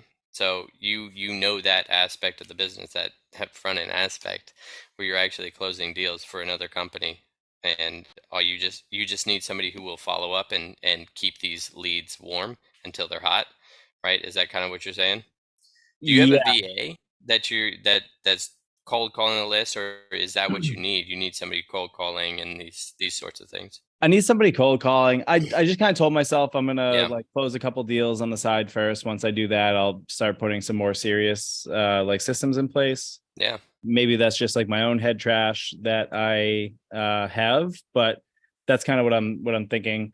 I'm also trying to work out of like doing the day-to-day acquisition stuff at the company I'm at. So we're kind of in talks about maybe like managing the acquisition team. So I won't be going on the appointments. So I don't know. We'll see. And if that does happen, I'll be able to put some more time and effort to calling my own leads, which will be helpful for sure. Dope. So I don't know. I should know probably more on that like in a few months. So. Well, good luck, man. Good luck. Appreciate it. Need to make that jump, because you're in a 9 to 5 right now, right? Essentially, yeah. Yeah, you need to get out of the 9 to 5. Chris Rivera in the comments, he raised his hand and he said he'd love to work with you. So maybe y'all can connect later. Chris, put your number in there so Mark can reach out to you. Or either way, Mark, put your number in there either way. Yeah, man, more than happy to connect. Dope. Awesome. That's awesome. Does anybody else have anything that they're working on or any problems that they're having? Because if not, Chelsea, if you're okay with it, I'd like to jump in and do like maybe 3 or 4 people breakout rooms, and we can flesh some of these people out and get them to turn on their cameras and interact. Unless anybody else has any other ideas or anything they want to share. I just had one quick question, if I could. So, Hopefully it's quick. yeah. So I've just been analysis paralysis. I'm almost embarrassed to say it, so I'm just going to throw it out there. So again, recovering realtor for 9+ years, started wholesaling in 2017, did a fix and flip. So I've been a dabbler. And I really want to start a portfolio of properties. I have a certain amount of liquid, but I obviously appreciate the creative piece. But I'm really struggling with, and I thought I wanted to do short-term rentals, and I'm like, I don't want to run a fucking hotel. I'm all set with that. So I love the idea of like midterm rentals, and then being able to pivot if I want to short-term, or even just, long-term. So having some long-term and some midterm.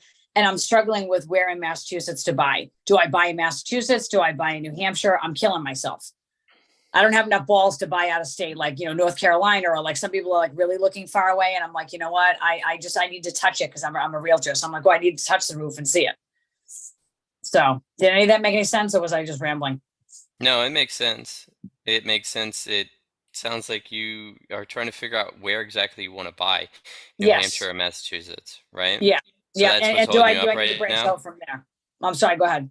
That's what's holding you up right now? Yeah, exactly. And do I branch out from there, or do I just, I want to stay safe and at least stay in Massachusetts and New Hampshire for now until I get going? It's like you gotta, crawl before you can run, I guess. Well, what are you doing to find a deal in either one of those states? I'm actually steps right are now you I'm sitting in taking? front of, I'm looking, well, I'm kind of using MLS. I was chasing off market stuff and people were telling me to fuck off. So that got exhausting. And so I decided to look for like stuff that's on market that's been sitting for a while to see if they'll be willing to take back paper. And so I'm trying to do some creative financing that way. Okay, so if you find a place in New Hampshire or Massachusetts, are you going to buy it, or are Yeah, you going to try and figure out where you want to be? I think I just need to shut up and do it. I guess I'm just afraid like about the areas, like, you know what I mean? Like I've been looking at Furnished Finder. I've been running numbers. I don't know exactly. I don't know how to know which areas in Massachusetts are good to buy other than the obvious, like the Walthams, the Gotcha. Saugus, Burlington, Okay. and I don't really okay. know New Hampshire at all other than like, Portsmouth and Nashua and Manchester and stuff like that, That one's easier to work with because you have an entire group of people that, who's our midterm rental person in Massachusetts right now, right? Because you're in Eastern Massachusetts, or you're by Boston, or you say Western? I'm north of Boston, so I'm 15 minutes from Newburyport. I'm in Raleigh. No one's ever heard of Raleigh, so I'm right next to I could run to Ipswich.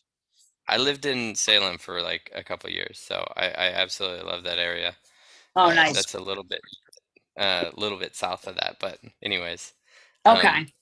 Let's figure out who the midterm rental people are in I think somebody just Northern Mass.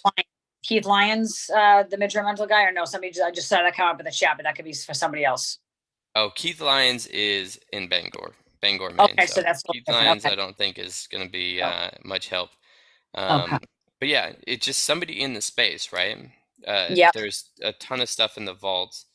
Who in here does midterm rentals? Do we have anybody? I know, Keith, you're doing short-term rentals. Do you know anybody in Massachusetts? Don't know anybody in Massachusetts doing midterm rentals. I know Dylan just launched one in Philadelphia. Kiki has a master class on her YouTube. I think it's Kiki Shrugs. Jamina said Keith Shitadan. Watch your mouth. You shut your mouth when you're talking to me. My mom used to tell me that all the time. My mom used to tell me that all the time. All right. So hook up with Jamina. Maybe Jamina can link you in with Keith, whatever his last name is. Dynamite. Thank you. That's all perfect. right. Thank you. Thanks so much. Also reach out to John Fothergill in Santiago. Yes. And they're reaching out to everybody in Massachusetts, right? And they'll know, right? They can link you in. If they don't know, reach out to Sharky. Sharky has for whatever reason, she can remember what everybody is doing. I don't know how Yeah, she she's does good it, like but, that. but she doesn't know names. She can't pronounce names. But we forgive her for that because she remembers everything else about a person. That's so you can't do everything. That's right. Yeah, Awesome. exactly. Thank you very much. I appreciate Also, it. the what's it called? The directory. Like, not everybody makes it in there, but there's so many new people coming in that you never know. Someone might have a midterm already that we don't know about. And they're newer and haven't been in here, and and throw it out, and throw it out in Discord. That's my go-to always. But Okay. seems like that's the Absolutely. most concentrated place that people pay attention to, because things get lost on Facebook. And That's true. That's Yeah. awesome. Thank you. And you guys And- do you guys mostly do long-term rentals? Is that why you're not familiar with short-term? I mean, midterm rentals? Just Well, curious. So midterm rentals, Mark, do you have a question about this or anything to add? Okay, cool. After. Gotcha. Okay, so midterm rentals, you're looking for people that are either going to be there for a shorter amount of time or their business, right? And that's as much as I know about midterm rentals. So yeah, I don't do as many midterm rentals, but I am going to start pursuing traveling nurses. Yeah, that's midterm rentals. That's midterm rentals. So which- like 3 months, a so- lot of times it'll extend to 6. Yeah, that's what I'm talking Exactly. about. So the reason that I'm going to switch to this is because I'm right next to a hospital that does a lot of traveling nurses. So that's kind of what I've been looking for, but I don't search out specific markets for that. So that's Gotcha. kind of, but Where Keith do has you something live, to add. Tim? I Where live do in you live? Rockland, Maine. Oh, Rockland, Maine. Okay, I don't know those guys. Okay, awesome. Thank you very much. I've done a decent amount of research on midterm rentals, and I mean, I just have short-term rentals right now, and I definitely want to, get some midterm rentals underneath my belt as well. And I mean, a lot of people kind of just believe that you can just throw it up on Furnish Finder and they'll come to you, and it is a great resource. It has some data in there, and people definitely look to it. But I think like a big part of it is reaching out to people. If you're looking for those hospitals, the agencies that place nurses and traveling medical professionals into those hospitals, if it's insurance companies, if you're looking for people that are displaced because of a fire or a tree hit their house or a hurricane or something of that nature, which is a great resource for midterm rentals. There's a company called ALE Solutions, which is probably like the largest provider that places people in homes after a disaster in their home. But there's a number of those. So like in the midterm rental game, it's about reaching out and making those connections with people that are placing those people into jobs or placing those people into homes or corporate rentals. So there's some connection, some legwork in the beginning of a midterm rental journey to kind of cement your success in that area, some networking and making some connections with those kind of people to kind of ensure success. But I think it's definitely a viable market, midterm rentals, and it's definitely less labor intensive than a short-term rental would be. Just some upfront legwork with the networking. That's right. Awesome. Thank you. I Or you appreciate can be like Z and just buy it really deep so you cash flow like crazy on a long-term rental, right? Right. Yeah. So I mean, just start looking for deals, right? And then you can figure out if it's going to be really it might be really difficult to find just a midterm rental until you find the market that you want to be in, and then you can focus on that. I would just start looking for the deals, right? And see if it makes sense to you, whether it's a midterm, long-term. Or long-term. Yeah. Just get your feet wet in it. Just Yeah, start. so don't get so caught up with where I'm buying is what you're saying. Exactly, right? Gotcha. And Okay. until you get through a couple of properties, right? Get through a couple of areas, and then you can start focusing more on those areas. Reach out to wholesalers and just start getting deals across your plate, right? And then you have options. You can say, yes, I want that because it's right next to this hospital. I can make a midterm, whatever, right? Yeah. Just get into the game. That's really Gotcha. it. Get into the Okay. game. Awesome. Yeah. Beautiful. Thanks so much. Thank you. I think that Thank you, the Michelle. person you might have been thinking of, Tim, was Tanisha Epps. Is that who you were trying to think of? Tanisha. Yeah. Tanisha She Epps. she's putting, she doesn't have like Yeah. a ton yet, but she's like the midterm girl, and she's put stuff out on Just YouTube. reach out to her. Yeah. I would literally she, send her an Instagram message or a Facebook message right now. Just reach out to her and see if you can How do we connect with spell her. her first name? I don't want to butcher it. I Tanisha. believe she charges T-A-N. for consultations now. I think she was, yeah, but yeah, Probably worth the money. she's a great resource for sure. And yeah, she has a YouTube channel as well. Yeah. Like Awesome. Jamina just mentioned, yeah, but yeah, Beautiful. super knowledgeable and has a ton of midterm rentals. Awesome. And she's So- local too? I know she's no. in like the Virginia area, I believe. She's Okay. well known in the Subto mentorship. She's well known. Oh, so is she part of Subto as well? Yeah. Yeah. Yeah, she's part of Subto.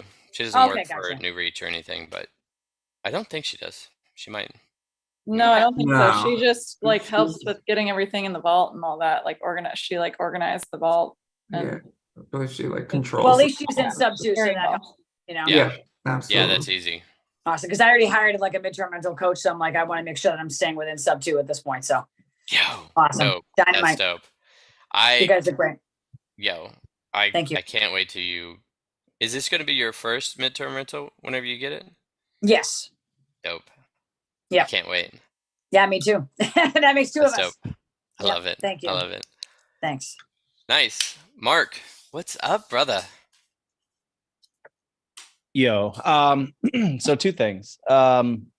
Anybody know sober house operator South Shore, or someone that might be interested in that?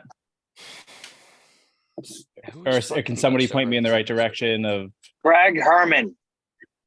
what was the name? Craig Herman is all about sober houses. And he lives in Gloucester, but I know that he's interested in investing them. He has a couple out of state. He's looking to get some more in state. Cool. Yeah, I have a lead down South Shore. Maybe it's a good fit, maybe it's not. I don't really know how to price them, but cool. Good to know. That's the first thing. And then the second thing, I met some guy at a dirt bike rally. We went to there's like the second year that we went to the same rally, and then we were like, oh, what do you do? And we're both in real estate. He does some fix and flips. He's in New York. He prefers Dutchess County, like on the Connecticut border. But I'm just trying to see if I could maybe like shake the trees and see if something falls for him. Is there anybody that might have like wholesale deals for him? Not necessarily creative. It could be cash, conventional, or creative. But yeah, just trying to see if I can help him out. what area did you say? Dutchess County, New York. So it's like on the border of Connecticut. Mhm. You know what? I would go in the Discord because Northeast has its own. It has the Northeast, which is including New York, has its own Discord group. They're their own region or Okay. whatever. Perfect. Who is Perfect. in New York? Who is in New York? Mark, is he looking for deals like in the Southwest Connecticut or only New York? He lives in New York. He specified New York and Dutchess County. He didn't mention anything about Connecticut. I could ask, but I think he's looking to stay in New York. Got it. I there was somebody that I knew in New York. If I remember, I'll send you his name. Yeah, no worries. Appreciate yeah. it. Just figured I would throw it out there. Absolutely. Thanks, guys. Dope. Dope. I've been boring. Everybody's ran away. We're down to 14. So I still think doing some breakout rooms would be great, but I'll let y'all decide. Y'all want to do some breakout rooms? We need more people jumping on though. Not sure who's active and who's not. It's difficult. Joe Conlin, Powell, Jamina, Mateus, Chris, Michelle, iPhone, Keith. Are y'all around? Because if not, we're just gonna have a breakout room right here. Dope, dope. Okay, Here. so y'all want to do 2 people breakout rooms? We can get a little bit more intimate. We only have like probably 8, 9 people active right now. Chris is driving and eating, so keep doing driving and eating and not social media as well. Chris, stay safe. Yeah, so y'all want to do a breakout room, or Chelsea, what would you like to jump on? Yeah, I feel like usually we would do breakout rooms, but don't want to put people in rooms where if people are either I'll not active or manually do it. active. Yeah, I'll manually do it. But yeah, so yeah, let's jump into breakout rooms and get to know each other a little bit better. I'm not like Sharky. I don't have anything specific that y'all should talk about. So, Chelsea, will you make me co-host, please? Oh yeah.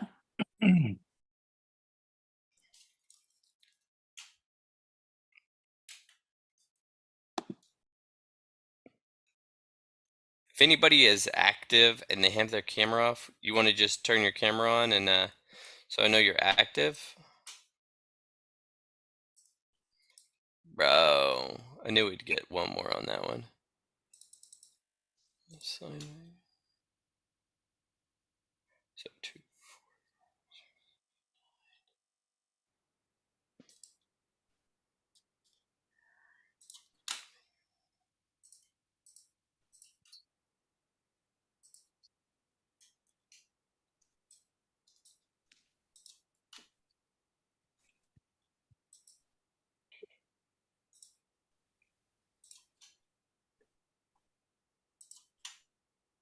It's gonna be a little awkward for a minute while I set this up, so forgive me, guys.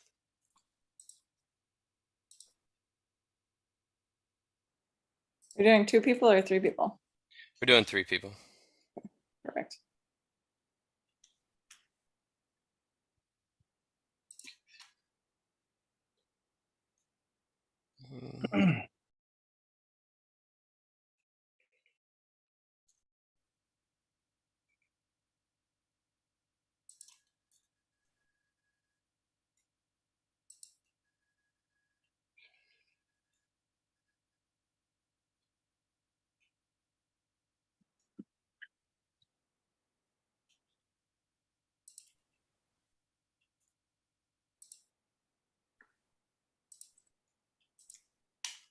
Okay.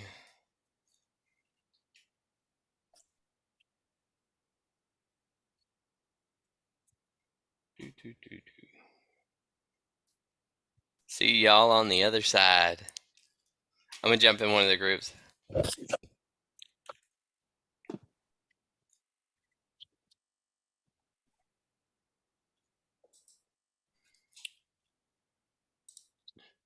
I went ahead and did 4 people per group. Just keep people talking. Dope, dope. All right. A little choppy, but we pulled it together with little notice. I didn't know that we were going to be hosting tonight at all. I thought we were gonna be skipped. I was like, Yeah. Well, I haven't hosted in a while. It's been a little while, so. yeah, the last few times I've done it, it's gone really well. But it all depends on who shows up and who participates. So like the Yeah. fact that like Mark is participating, like Ryan was participating, like that's Yeah. huge. Yeah, definitely. Yeah, it was fun though. It was fun. You know what's interesting? What's up, Keith? How's it going, man? Oh, not too You want to go bad. in a breakout room, or you want to hang out with us? Oh, hang out with you guys. It's all right. That's dope. Okay. Joe Conlin. Yo. I was about to say some deep dark secrets too. Yeah, sorry about The that. entire time I was hosting, and we have some heavy hitters on night, right? I'm like, damn, I've got that imposter syndrome in the back of my head because we have Justin Tumanowski, Zahid on, we have the big hitters. It's like, damn. But anyways, Yeah, I mean, always, like, I think that is what hosting a Thursday night call is just like, Yeah. what am I doing up here? Like, what the hell am I doing? who What are we doing? let me do this? Yo, Keith, Joe, what's up, guys? Joe, you didn't have your camera on all night, Joe. I'm sorry, I had company. They just left, so Uh-oh. I kind of missed the whole first half. I do apologize, but Well, you're on the best half now. Hell yeah, man. so you been what up did to, I bro? miss? Anything good? There's a ton good. Yeah. It's live on YouTube now, so I'll share the video if you want to take a look. But yeah, I we would. just went over some deals, some problems that people were having. Texting You stuff. didn't miss anything. Texting stuff. I'm a little bit excited about that one. I'm gonna hit up what was his name? Nick. Nick. I'm I thought it excited was about Jillian Matt Cody. for some reason. I'm like, I am living vicariously through that. I will definitely be bothering you all the time. That's what I'm talking about. So Jillian jumped on. She showed us a deal that she was working out. She used her parents as the private money lender, which I think is awesome.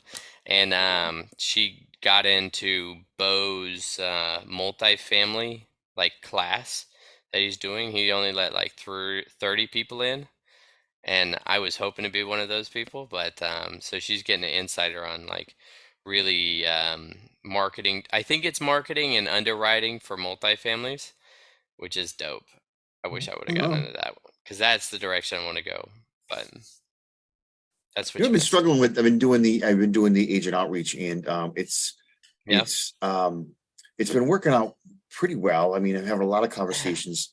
What I'm struggling with is, they're trying to make, the full market offers. Absolutely. And it's just the cash flow and the numbers don't seem to work on anything that I'm looking at. So I don't understand how family?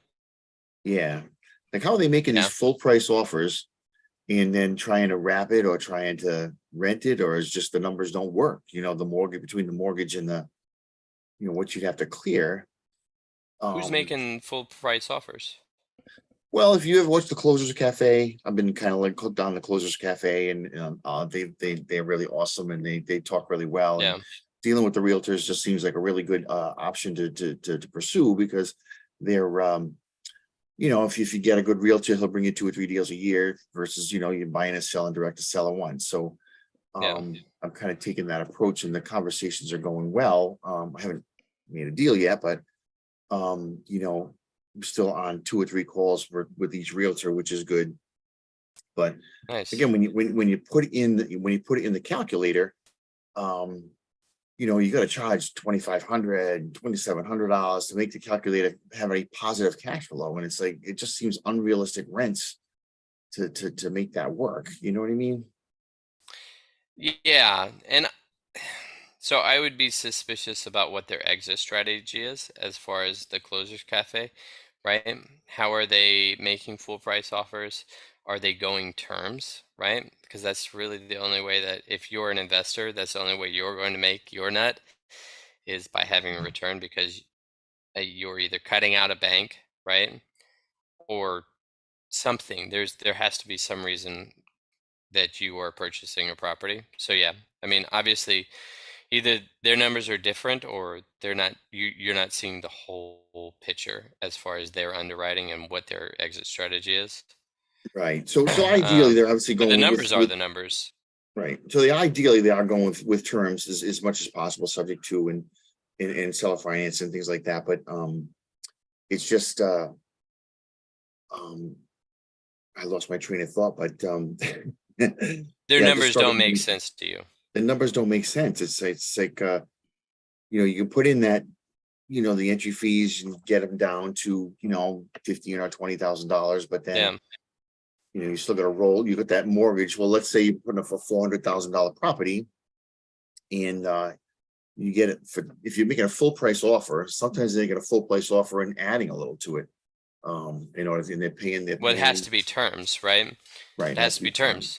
But the only reason you would do that is because you are cutting out, like, it has to be, let's break this down real quick. It has to be rent ready, right? Because you don't want a giant entry fee if you're already at full price value, right? You're at Yeah. ARV.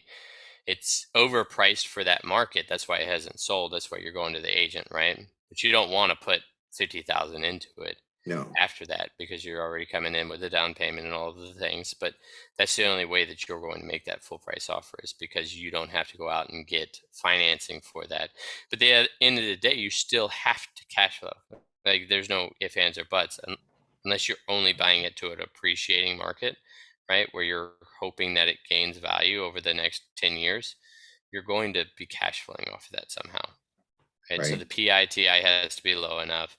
The entry fee has to be low enough, and those are the big things, right? And that's a lot of the times why terms are so appealing to some people, right? Yeah.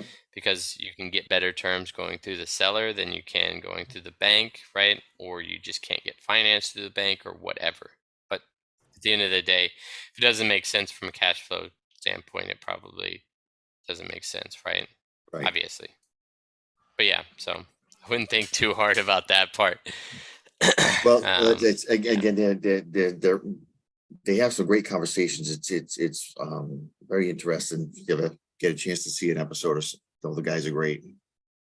I've been meaning to jump on there, actually. Yeah, I mean, and that's what it's all about, anyways, is having a conversation with people. Yeah, haven't been able to do it during the day. I'm at work, so I can't take a couple hours out of work to go listen to that. So I've been watching the Zooms, but I have been texting back and forth or messaging back and forth with Chris and a couple other guys. So they've been very responsive.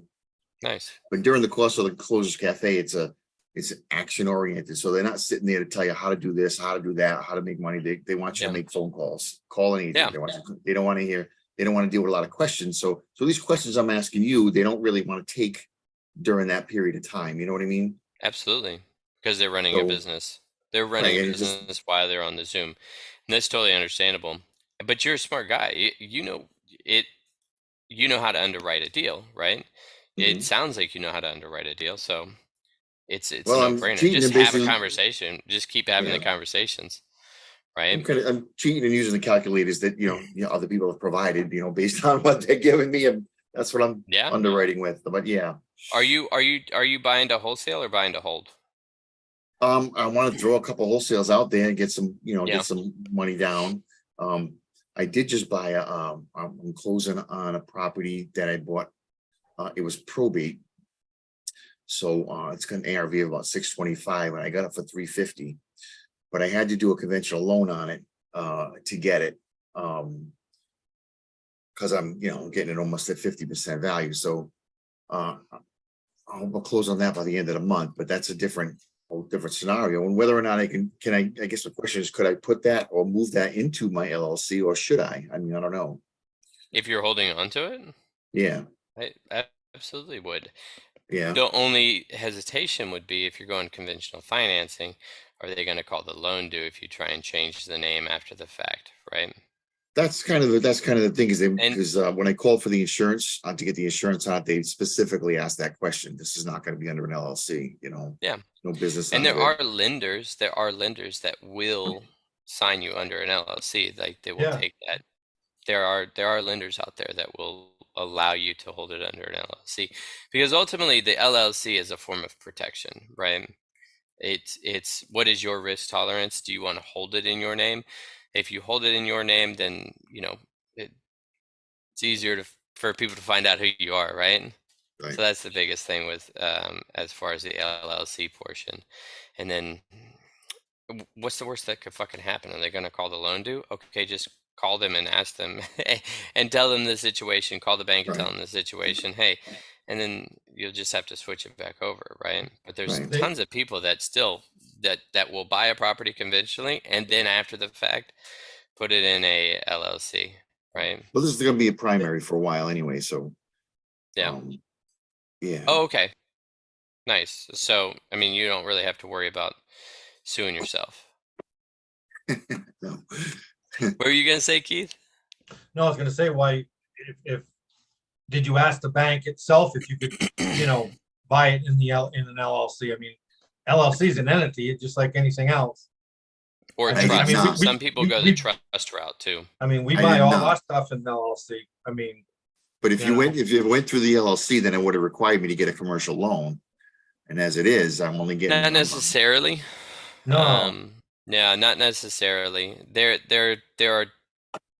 are different lenders, and you're going to get different answers from different lenders, right? You can also hold it in a trust or something like that, right? A different entity type. Or you can just make the LLC your first and last name, right? I've seen that before too, for people trying to get around the due on sale clause, right? But what are the chances of them coming back and seeing that your name has been removed from the deed, right? We do it in Right. Subto all of the time. That's literally Subto is subject to the existing mortgage. The deed changes hands and it goes into an LLC's name, right? So the risk is still there to have the loan called due, but it's something that is done every single day. So it's not something I personally would worry about, but that's just me. All right, gonna see what happens here. We'll see what happens. Oh yeah, and also I would reach out to an attorney and just see what type of structure you can do, right? Whether it's a trust or an LLC, and how to protect your asset. But the only thing about the only thing about buying it for yourself and then put it in the LLC, there's no sense in doing that, because it'll follow you. You know what I mean? If someone sued you for whatever reason or however, it'll follow right back because you were the previous owner. Right. You know what I'm saying? And the sales price for that transaction was zero. Yeah, I mean, even if you went through and had your LLC buy it from you, you still, that the safety of that is gone. You know what I mean? And if you want that LLC structure, you need to, like a Subto, you buy it in your LLC instantly. You know what I mean? Gotcha. Yeah, makes sense. Yeah. And so it's all about asset protection, right? So if somebody sues you, right, how do you protect that asset? What you're talking about, Keith, is the anonymity part, right? Being anonymous and people not being able to track you down, right? Well, no, I think there is still some asset protection if you put it in, if you have it in an LLC and structure it a certain way, right? Or no?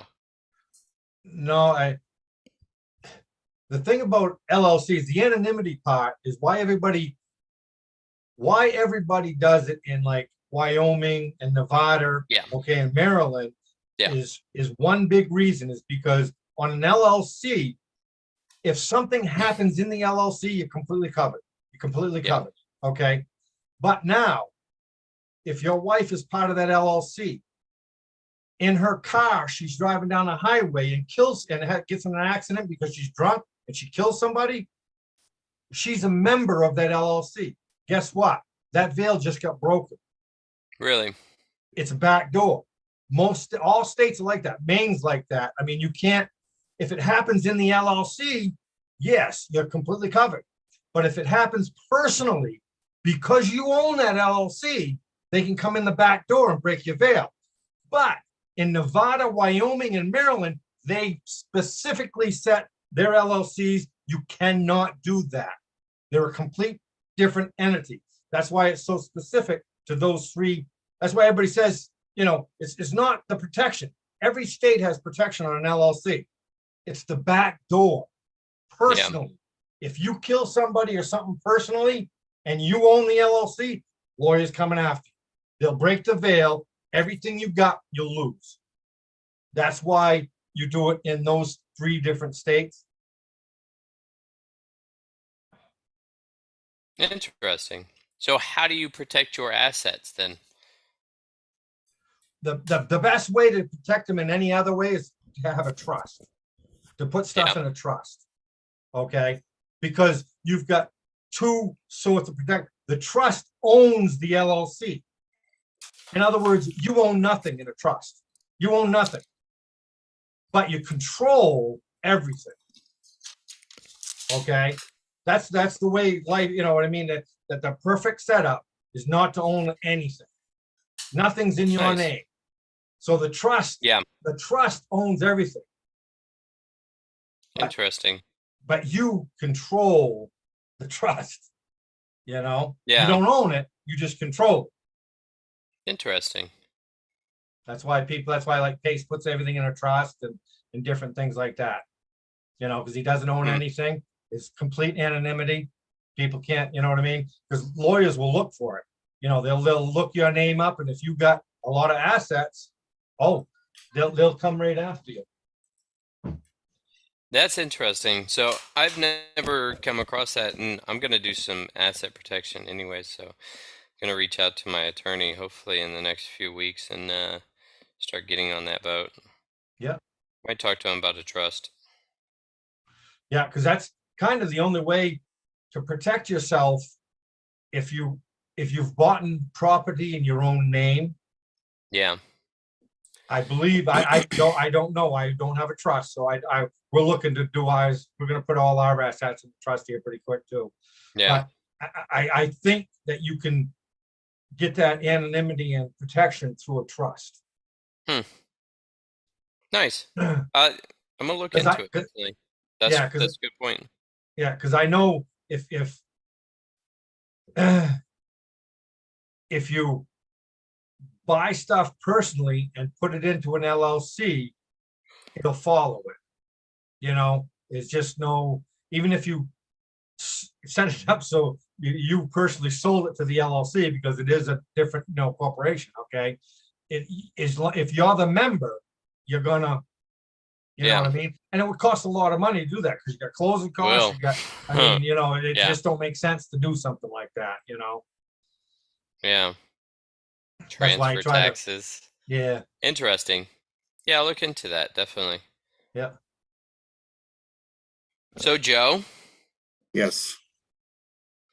it depends. You what?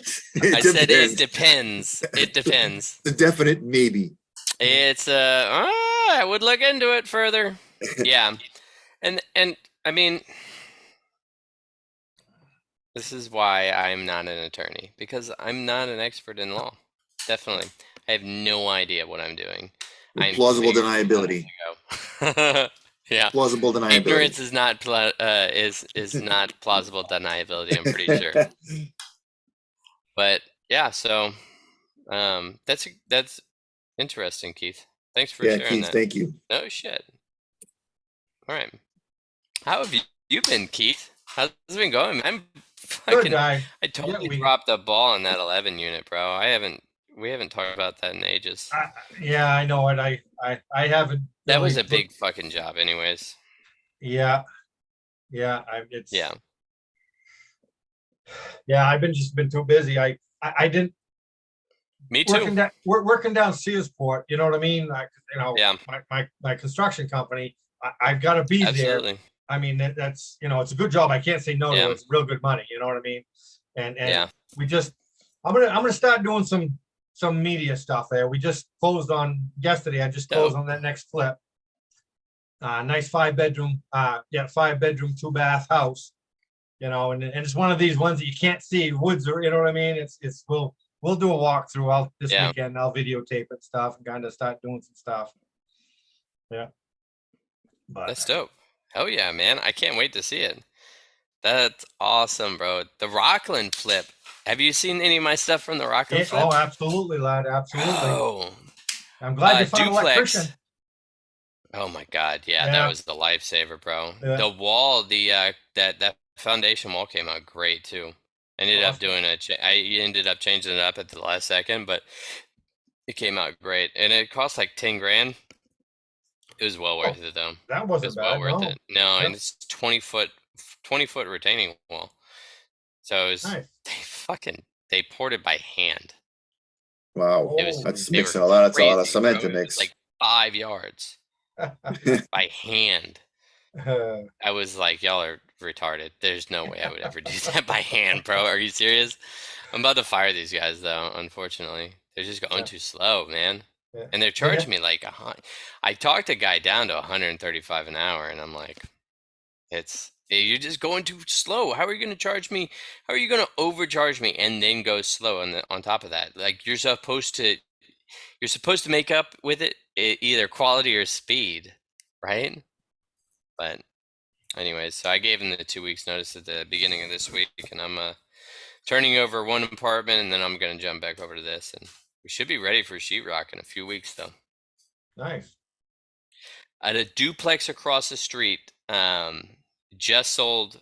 It went on market, sold the next day for 495,000. Wow. Cash. Awesome. Nice. No inspections. They were getting over asking price. Yeah. They were getting over asking offers, and they took this one just because it was cash, but they were getting like 40 over. Wow. So yeah, so we're gonna be in. It will be all in on this. 325. I think we'll Nice. be in all in 325, and it's a triplex. It's Yeah. like double the size of the other one. So we're gonna hold on to it long term, but Yeah. definitely boost the net worth up a little bit. We're gonna Yeah, we cash out will. refinance too, so I'm hoping to pull out a good chunk of that. Yeah. Dope. How is the project in Searsport coming? Good. I'm gonna post some stuff online, you know, about that there. Some stuff. I haven't quite started the big pipe yet. He's holding me off on that just because we got so much going on down there. It's a wicked small site, really small site. But how big is it? Oh, geez, I don't think it's a half an acre. Really? No, I'm dead serious. Jeez. Oh yeah. That's there's a lot- crazy. there's a lot happening, you know. I mean, Yeah. No, I definitely know. Bro, I have a 2,000 square foot house that I have 3 trades in, and it is absolute madness. It's like I just have like electrician, plumber, and the carpenters there, and it's like chaos in there most days. Like my electrician will tell me, "Oh, I just got to go home. They're all over me today. Like I can't get anything done." Yeah. It's crazy how that works. So I can only imagine half an acre. Oh, just yeah. That's yeah. nuts. Yeah. Yeah. No doubt. Oh, It's yeah. cool though. Dope. That's awesome, man. So you got another flip coming? Yeah. Yeah. Should make What's that looking like? pretty decent money on it. Yeah. 5-bedroom, 2-bath. I bought it for 150. I only got my private lender. I got 175 from. I got, you know, after closing, I walked out with a check yesterday for 21,000. I think like that. You know, that'll just kind of help on some of the rehab. I probably got about 60 grand to put into it. I'll just put my own money into it. You know what I mean? Yeah. Drawing some good checks from Searsport and stuff. And just when I sold my other one and stuff. So should just put some money into it there. Should probably put about 60 into it. By the time I sell it, it'd be another 10 or whatever it is for 300. Should sell it for 300.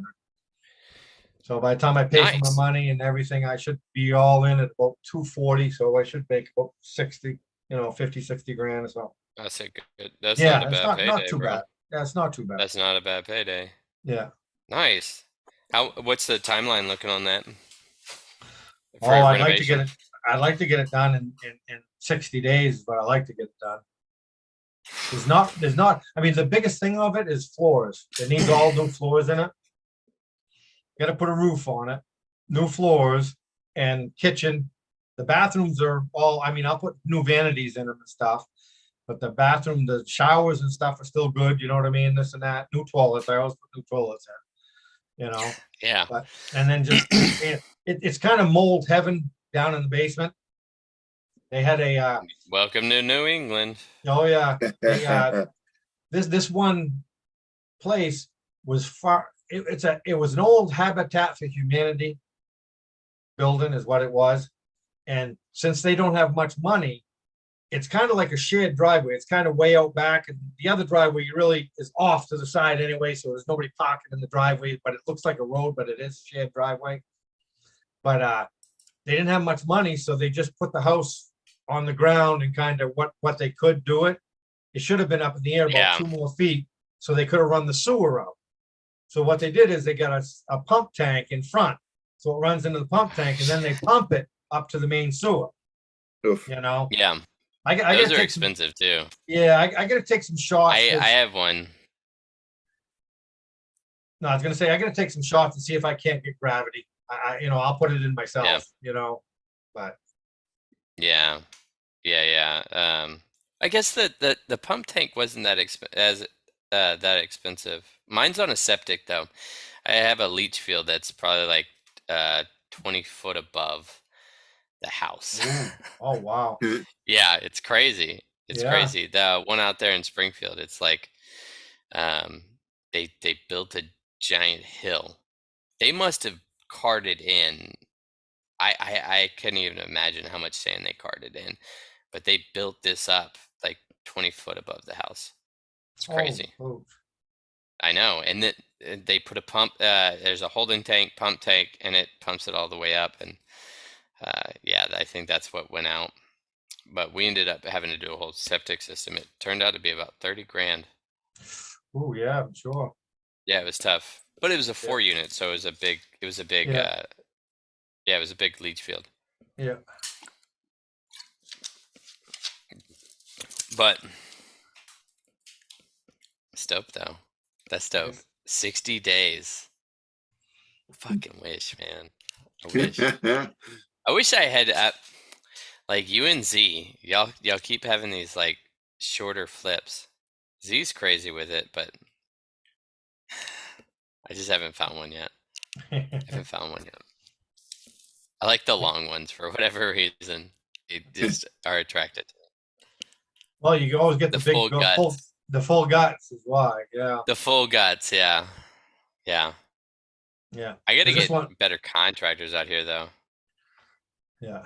Actually, they sounded pretty exciting because I'm kind of having a hard time finding decent help that doesn't want all kinds of money too. You know what I mean?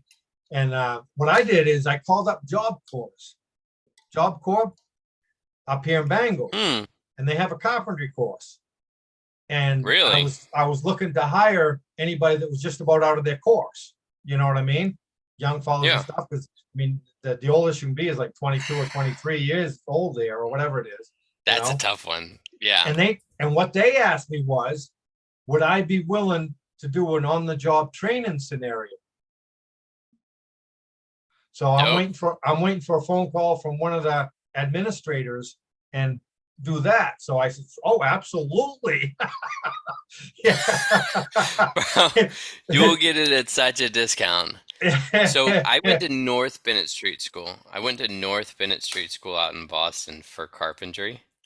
And we did that. Like we went up to a job site. It was actually really cool. The owners had built a they had a foundation. It was pretty much, I don't know if there was storage or what, but they built the foundation for this barn. They didn't build the barn. Instead, they built a roof to save the foundation until they wanted to go in and build the barn. But they built this giant roof, and it's like 2,000 square foot footprint. Wow. Yeah, it was a big barn, right? So during the process, the teacher told the owners, we can save the roof. We brought this giant crane in and just yanked the roof up, put it in the field, and then we built the walls and then threw the roof back on it and then finished the entire building. It wasn't a barn. It was it was like a secondary. It was like a giant, not family house, but you know what I mean? Yeah. Like a spare house, guest house. Yeah. Crazy. That was a cool build. 2,000-foot guest house. Wow. Yeah, it was big, bro. It was big. And so the point of the thing is those people got that at an extreme discount. Like that was a big discount that they got Oh, that yeah. labor at. Yeah. Bro, there was like 20 people there. Now, granted, 18 of those people had no idea what the fuck they were doing, but there was 2 people on site that always knew what they were doing. Yeah. All you That's need some cool. hands sometimes. Just some Bro, hands. You That's know? it. That's really it. That's Yeah. really it. Especially, so this carpenter, he showed me his breakdown, right? We go into contract for like 150 an hour, but he brings 2 carpenters and a helper. And and then he tries to charge me 165 an hour. Like the first week I got the invoice, he sent me the invoice for 165 an hour, and I'm like, I'm not fucking paying you this. Why would I ever pay you this? And he's like, well, take $250 off it. I didn't realize we agreed on 150 an hour. I'm like, and then the next week I realized that you're only 2 carpenters. Why are you charging me 150? You're charging me 50 per guy. He's like, yeah, well, I have to make money off my guy. I always charge $50. I'm like, he's a helper. I'm not paying $50 for your helper, bro. Like, Yeah. it's like, oh, I'll drop it to 35. And I'm like, and now it's like a month later, and it's like, bro, what have you gotten done? Like, you really haven't gotten a lot done. Like, this is your 2 weeks. Yeah. Like, we're gonna part ways. He's like not even calculating his hours right. He was off by like 7 or 8 hours last week, and then he was blatantly off hours this week, and it's like, what are you doing? Like, Wow. you're a terrible business owner. You don't know what you're doing at all. You don't even like, he doesn't even know shit about carpentry a lot. Like, one of the guys that works for him used to be the owner of the company until he got a divorce, and then he got out of the business for a couple of years and sold it to this guy who has no idea what he's doing. But then he came back to work for him and charges him $50 an hour to work in the business. So I think that's why he's not making any money. But Yeah. he doesn't know what the fuck he's doing. The other guy does. The only reason he's still on the job site is because of the other guy, right? Because I don't have to be there watching him every second. I know that he can just go to the other guy and ask him a question, right? Right. Yeah. But it's still a pain in the ass. It's too much of a pain in the ass to keep him on. So Yeah. Can't trust them. no, not at all. Not at Okay, so all. we pull everyone back in. Yes. Sorry. Oh I God. know you're on a roll, but I Yeah. don't know what I'm something venting right now. I am venting right now. I'm just gonna tell everybody 5 minutes and then bring him in. Do you know what time we did it? It was about it was about a little after 8. So they've been in there for a good minute. Yeah. They've been active though. So that's Yeah. why I haven't really worried about it much. Thank you for letting me vent, guys. Got us sometimes. Got to. You got to. Or you go crazy. I'm pretty sure you go crazy. Chelsea, what has been up with you? I haven't heard from you in ages. What have you been up to? I've been with Toombs. I'm I saw y'all in Wells. yeah. He goes every Dope. he goes every year because Katie's family has a place there. So yeah, we did a little beach day. I'm gonna go there tomorrow, and we're gonna like just sit and talk, like, That's cool. you know, like run through some things.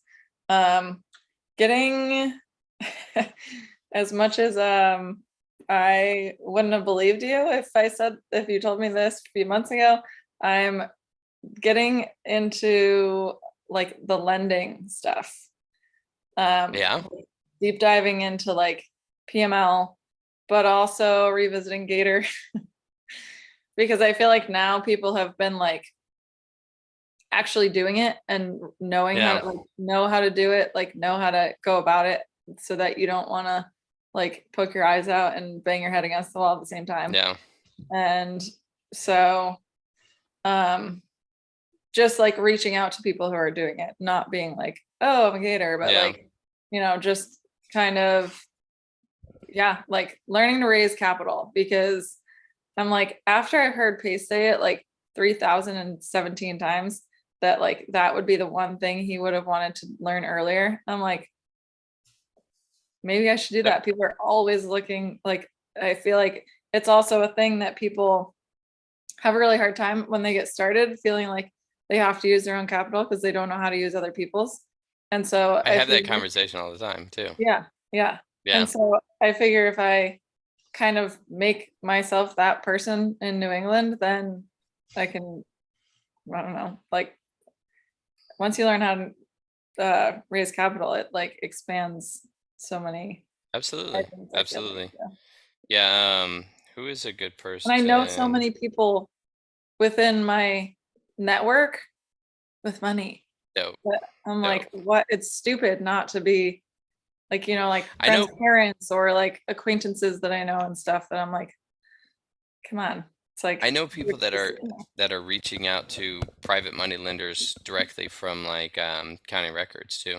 They'll go after private money lenders from that are actively lending on projects too. It's crazy. That's dope though. That's pretty dope. So Yeah, Gator. just You're like gonna be a wedge. I don't know. I'm gonna like, there's a few people I'm like just gonna talk to about it, see how they're going about it, that they don't want to just like off Yeah. themselves because of it. And So Chelsea, if are you lending now, or are you just dabbling? no, I did the whole gator lending thing when it was like first a thing. And it was such chaos that there was nowhere to go for answers because everybody was starting out, and so no one had answers. And so it was a full-on shit show. Like it made me I was literally like losing hair over it. It was so stressful. So now that like people have kind of established their way in it, I'm like, why not reach out to the people who like within that network and just be like, how's it going? What are you doing? Like, would it be useful to have people bringing you more leads, and then, you know, bring something to them and walk through that process, and then see if that's something that I would want to kind of dive back into, is sort of what I'm thinking. That's dope. We'll see. Good luck. But really the raising capital stuff, because that's one thing that I've always been interested in too. You're raising capital, Chelsea? yeah, that's kind of what I'm like pivoting to a little bit. For So, who? Who are you raising capital for? just like projects, like to wedge in between to kind of like connect. And then, you know, then I'm seeing more deals, different people's approaches to deals. A lot of people don't like raising capital, so why not? Are you Yeah. taking a course or Everybody needs money. in Subto or what? I am reading a book, and I am going through the vault, and I'm talking to people who have done it and kind of just deep diving it. Chelsea, I just remembered who it was. Jennifer Medina. I believe, Jennifer Medina. Mhm. I would reach out to her because she's doing a bunch with private money lenders. She is like the go-to person that I know Really? for raising private money. Nice. Okay. She knows how to go directly to private money lenders that are actively lending in any municipality. She uses she uses county records. So yeah, she's the person to talk to about private money lending. She's in Subto? She is in Subto.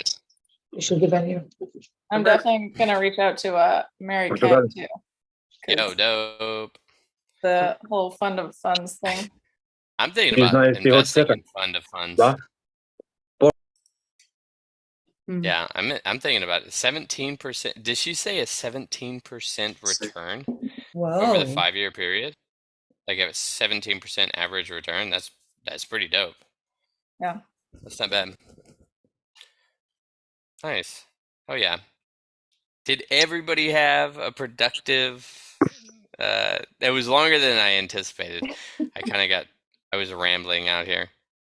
It was No, fun. that never happens to me. So anybody come into new revelations or make some new connections in there? Yeah. Definitely. All the above. Dope. Great ideas. Yep. Love it. Vague. I love it. All right, cool. Nice. Oh yeah. Dope. I appreciate it. Has anybody come up with any new problems? Thanks for sticking with it. Does anybody have anything they want to share? We only have a few more minutes, but I figure we'll just jump off if nobody has anything to share.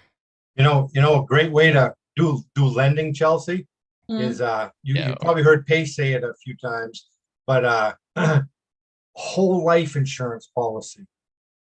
Awesome way, because you can invest money in a whole life insurance. Like if you take 100 grand in a whole life insurance policy, my whole life insurance policy pays me $10,000. I mean, 10% on my money that I have in it. I can take that money out, except so much of it. You're gonna leave so much of it in. But if you say you get, just for instance, you get 100 grand, you borrow 100 grand from your whole life insurance policy and you lend that out, you lend it out at 10%. But guess what? Why they're so great is your whole life insurance policy, because you had that 10 grand in there, it's actually still in there. You're collecting 10% on that 100 grand all the time. You've got that money out, lending to somebody else. Wow. That's dope. It's awesome. They're just totally awesome. That's double dipping. Yeah. Oh, that's cool. Yeah, it's great stuff. I just did an IUL. I did an indexed universal life insurance policy that works the same way. You could borrow against it. So he's right. Your money is still sitting in the bank, getting compounding growth the whole time. You're borrowing against it. So it really is genius. That's pretty cool. I've been meaning to look into those too. Yeah, it's pretty sick. Oh, nice. How do you structure that? You have to fund it. Structure that. You basically just buy a policy and you build cash value with your monthly payments. No, I understand that. How do you structure using that cash on the back end, right? There has to be some stipulations to being able to take that money out of your life insurance policy and putting that into a project. So how does that work? Right? It's a loan against your policy. So you literally, if you have enough cash value, you call up your life insurance company, you tell them you want to take a loan against the policy, and then you can use that money for whatever you want. Okay, so it's a loan. Are you getting charged interest on that loan? You are. Okay, so you're getting charged interest. Well, I guess it would depend on the company. It would depend on the policy. Like, for example, I used to sell life insurance, and they charge 8% per year. But some other companies, it depends. Like if Keith maybe knows of one that doesn't charge any interest or something like that, then you might be able to.